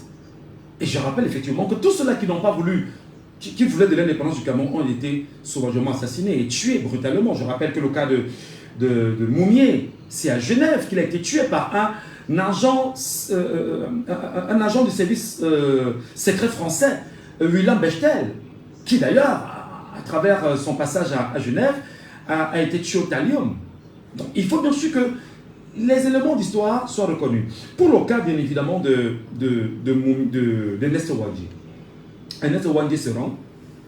Lorsqu'il se rend, effectivement, d'ailleurs, monsieur Saban, un de nos auditeurs, qui est témoin, qu'il a vu Ouandji de ses yeux avant qu'il ne soit arrêté, il s'est rendu lui-même. Et lorsqu'il s'est rendu, qu'est-ce qui s'est passé? Pour montrer l'importance qu'il avait, un hélicoptère parti de Yaoundé venu le prendre, bien sûr, en Konsamba pour le ramener à Yaoundé. Et on ne va pas oublier que dans ces éléments, dans ces documents qu'on a retrouvés, on va faire le lien avec Monseigneur Ndormo. Et justement, le lien avec Monseigneur Ndormo, qui lui aussi avait un certain nombre d'affinités avec les résistants camerounais. Lui aussi sera incriminé. Et plus tard, on parlera bien sûr des procès de Yaoundé.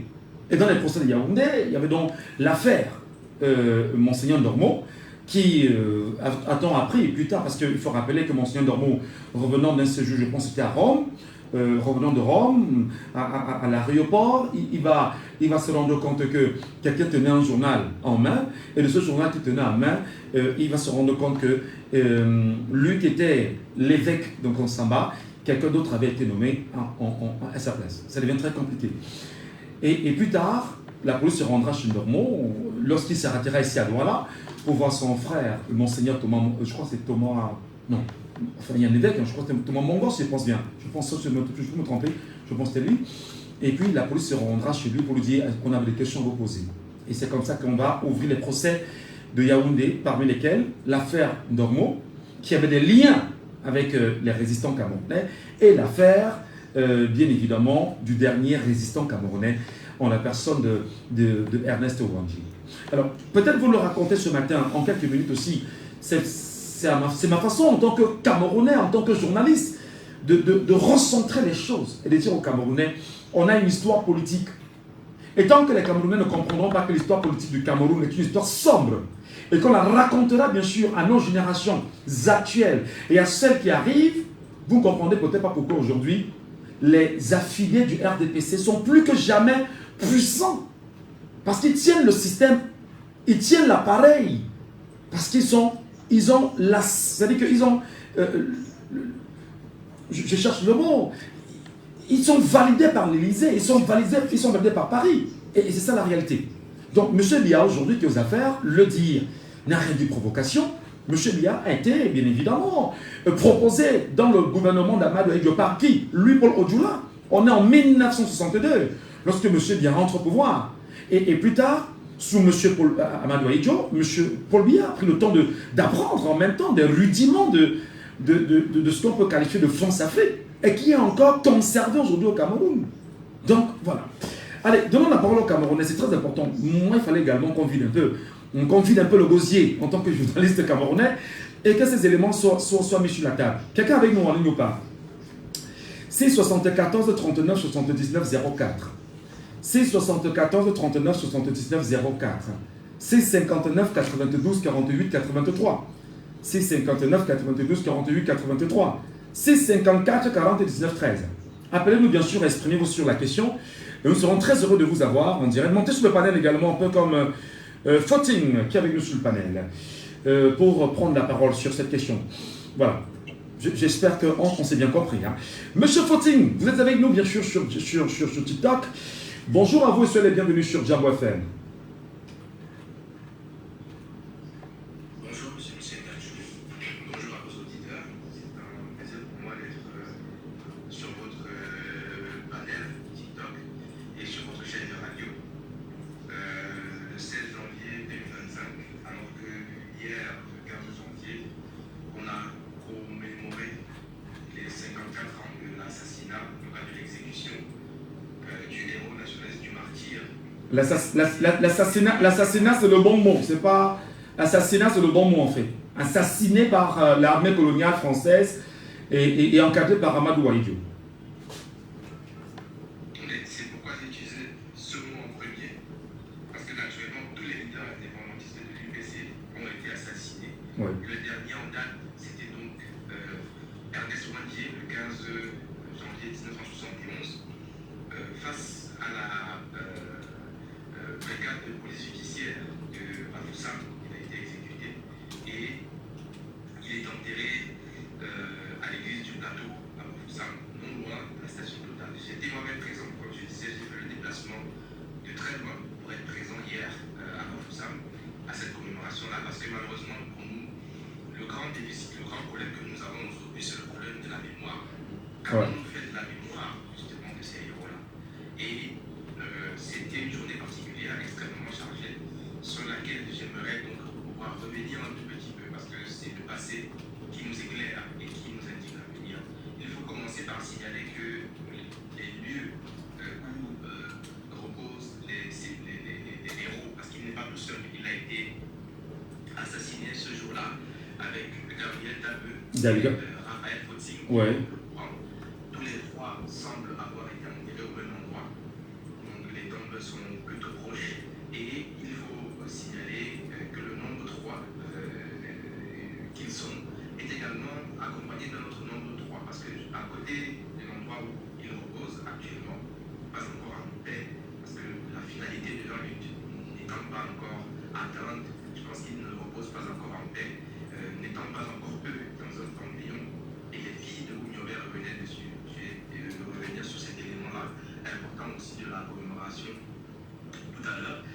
Donc je commençais par dire que le chiffre 3 en question est très intéressant parce que à côté de ces 3 corps où ils sont enterrés, il y a 3 établissements d'enseignement.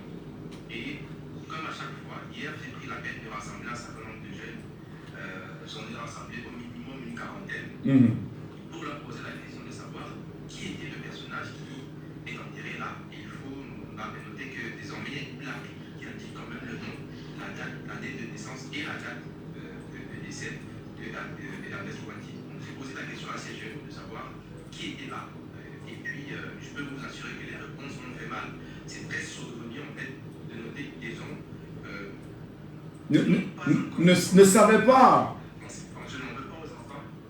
Ils ne savent pas effectivement parce que ce n'est pas enseigné.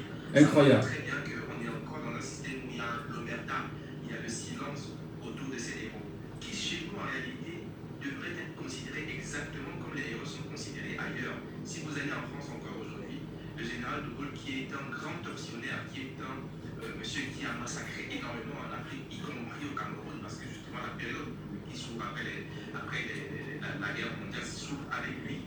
La mise sur pied de la France-Afrique s'ouvre avec lui. Pour l'Afrique, c'est un véritable génocidaire.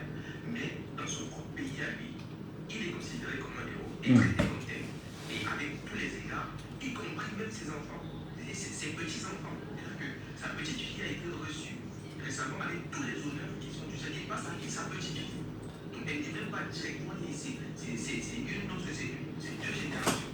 Mais elle jouit toujours des privilèges qui sont liés au nom et à l'héritage que son père laisse pour son propre pays. Son grand-père. Son grand-père. Son grand-père, effectivement. Mais nous, que faisons-nous de notre histoire? C'est ça la question, justement. Et ces enfants ne savaient pas. Ça veut dire qu'à l'école, rien n'est encore enseigné sur cette histoire-là avec des gens. Je vous relance un peu. Mais comment vous estimez, comment vous comprenez? Et c'est pas malsain de la poser comme question. Car entre 3 ans qu'on a vu avec M. Biya, on a refusé d'enseigner l'histoire des héros nationaux au Camerounais et d'en faire naturellement, je veux dire, tout un devoir de mémoire sur ces derniers. Quelle est votre lecture, M. Fotzing? Ça montre simplement le fait que le régime de Yaoundé actuellement est dans la continuité du régime colonial, du régime d'occupation. Parce que colonial, je ne sais pas comment on peut considérer qu'il s'agit d'une colonisation. Nous n'avons appelé personne à venir nous coloniser. Pas du tout. Le régime d'occupation a occupé le Cameroun pendant 50 ans. Donc, il est dans une continuité du régime d'occupation qui a régné sur le Cameroun, qui a laissé un régime de néo-domination du Cameroun, voué justement à maintenir les intérêts de l'occupant ancien qui était français.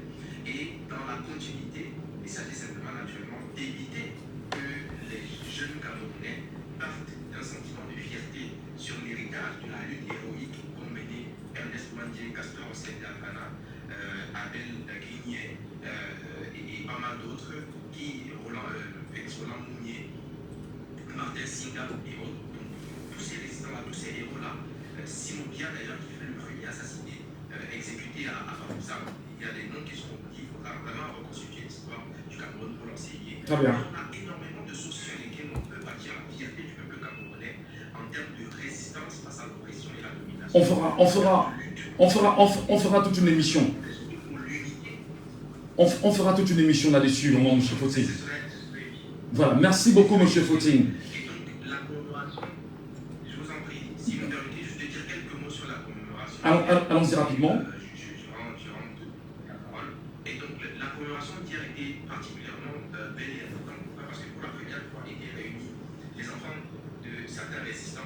Il y avait les deux filles de Oumiobe qui étaient présentes. Hermine Oumiobe était présente à Bafoussam. Elle était accompagnée de Françoise Oumiobe, sa sœur cadette.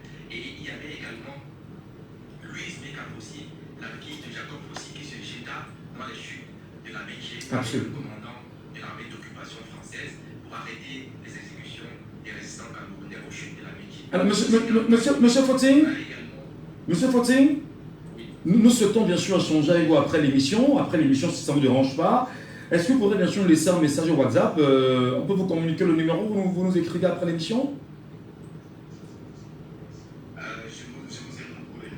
Le 6, allons-y rapidement, s'il vous plaît. Le 6 79 97 24 33. Voilà, le 6 79 97 24 33. C'est bon? 6 79 97 24 33. Voilà, vous nous laissez un message WhatsApp tout à l'heure et on sera très heureux d'échanger avec vous. Merci beaucoup. Passez une bonne journée, M. Footing, à très bientôt. M. Kamtet avec nous. Kamta, bonjour. M. Kamtet avec nous. Allô, bonjour. Bonjour, Michel. Alors, justement, sur la question, plus ou moins bien, on est au Cameroun, vous connaissez les réalités. Nous revenons sur cette question liée à la commémoration des 54 ans d'assassinat, de tuerie, d'agression de Ernest Ouandjé. 54 ans après, avant de vous relancer, permettez-moi, je vais lire un conseil qui avait laissé Louis-Paul Odjoula à Mesmer, Pierre Mesmer. Il disait que nous ne devons laisser en aucun cas des gens sans filiation religieuse ésotérique européenne prendre le pouvoir au Cameroun. L'élite politique camerounaise doit impérativement être issue de nos loges, de nos cercles philosophiques, sinon elle ne saura pas nous être loyale et nous témoigner entière allégeance. Seulement de cette manière, nous nous rassurerons que les idées qui traversent leurs esprits ne nous sont pas hostiles. Laissons donc que la religion chrétienne formate l'esprit des masses populaires, mais veillons à ce que l'élite gouvernante soit formatée par l'histoire des grands empires européens, par des idées des siècles de lumière, par la littérature de nos grands auteurs, dont les plus méritants sont sans doute Voltaire, Molière, Rousseau, Montesquieu. Faisons attention à ceux qui disent trop de bien de leur tradition, intéressons-nous à ceux qui se refusent toute critique à l'égard de la France. Nous devons donc être capables aussi de fabriquer leurs oppositions. Pour nous, un bon opposant camerounais devrait être celui qui ne critique pas le système monétaire que nous avons imposé. Il ne doit en dire que du bien. Il doit nous montrer sa bonne disposition à vouloir préserver nos intérêts. Il doit aussi se montrer particulièrement dur à l'égard de ceux qui critiquent la France. Ce n'est qu'à ce prix qu'il pourra faire l'objet d'une attention particulière de notre part. Son appartenance à une de nos loges européennes sera un atout. Pour nous, un bon opposant camerounais digne d'être fréquenté par la France doit être docile. Je l'ai lu peut-être pour qu'on puisse mieux comprendre pourquoi Ernest Ouandjé a été froidement assassiné. Kamta.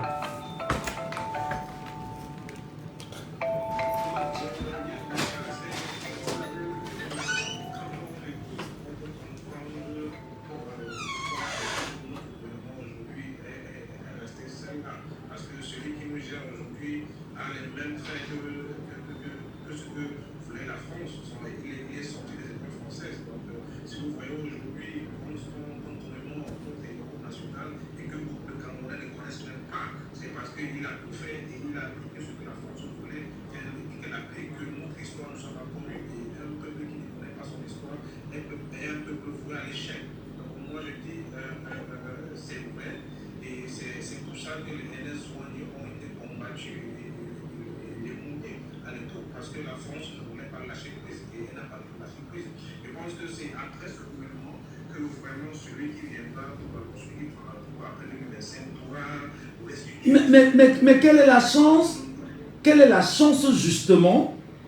Parce qu'en réalité, ce qui se passe aujourd'hui, c'est la conservation des acquis français au Cameroun par un parti camerounais qu'on appelle le Rassemblement démocratique du peuple camerounais, qui est né de l'UNC, de Amadou Ahidjo, qui était l'un des fidèles de ces fidèles de la France.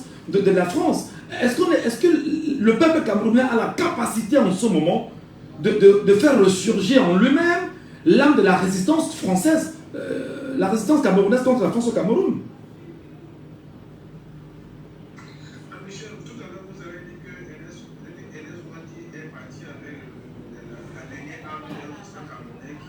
Je posais la question.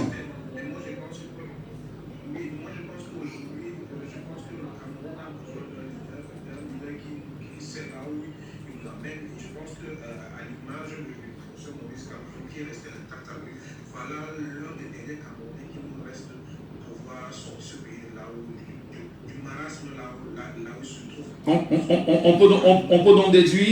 On peut donc déduire que toute la détestation qui lui est portée aujourd'hui, c'est parce qu'en réalité, il... Oh, ok, très bien. Je veux dans votre analyse. Hein.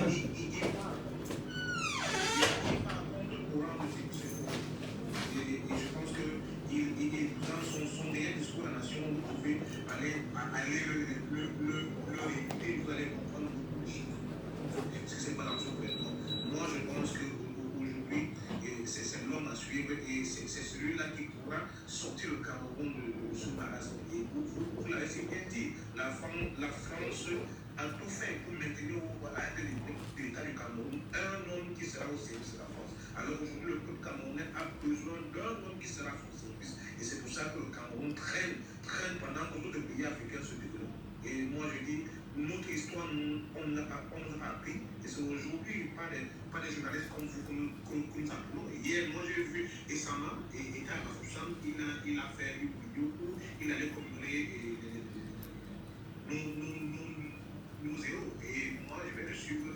Foussine qui nous a donné vraiment les détails de ce qui s'est passé hier. Et donc c'est comme ça là, que nous pourrions nous-mêmes appuyer notre histoire. Et moi je pense pas que c'est la France qui va faire pour nous. Parce que hier, sur notre panel, j'ai suivi un écrivain, un historien camerounais, qui nous a dit que la France voudrait elle-même écrire notre histoire. Allez savoir si la France elle-même veut écrire notre histoire, c'est parce qu'elle veut blanchir certaines choses qu'elle a fait au Cameroun. Parce qu'il y a eu un génocide au Cameroun, tout le monde le sait. On ne l'oubliera pas. Dans les zones américaines, nos ancêtres ont été pulvérisés du napalm. Très bien. Voilà. Nous sommes à la fin. Monsieur Kamta, je vous en prie. Vraiment, nous sommes à la fin de l'émission. Vous savez, nous sommes sur Djambo FM et l'émission est terminée. Je voudrais vraiment, sur ce dernier élément évoqué par vous-même, concernant le comportement de la France. Je rappelle que c'est sous Mesmer. Hein. C'est sous Mesmer que des Camerounais, surtout en pays bamileke, dans ce qu'on appelle la Zopac, ils ont connu, on a versé du napalm. Et c'est important de le rappeler, c'est l'histoire du Cameroun. Et rien n'a été faussé. Ils ont versé du napalm sur des populations bamileke parce qu'il y avait un seul objectif, c'était bien évidemment d'effacer ces populations bamileke. Et vous pouvez donc comprendre pourquoi aujourd'hui, le tribalisme qui est tenu et qui est renforcé sous l'actuel régime va en droite ligne avec les aspirations de la France, qui sait exactement qu'il y a eu des peuples qui ont été extrêmement durs avec cette France-là et qui connaissent en même temps leur histoire et qui n'oublieront pas. N'oubliez pas, madame, monsieur, je m'appelle Michel Ngatu, je vous le rappelle tous les jours. Si tu ne fais pas la politique va te faire. Et au pire des cas, ce sera comme ce peuple bamileke chicun a déversé du napalm sous Mesmer au Cameroun. Et aujourd'hui, on fait tout pour effacer cette histoire et ne pas la raconter à notre postérité. À demain, 9h.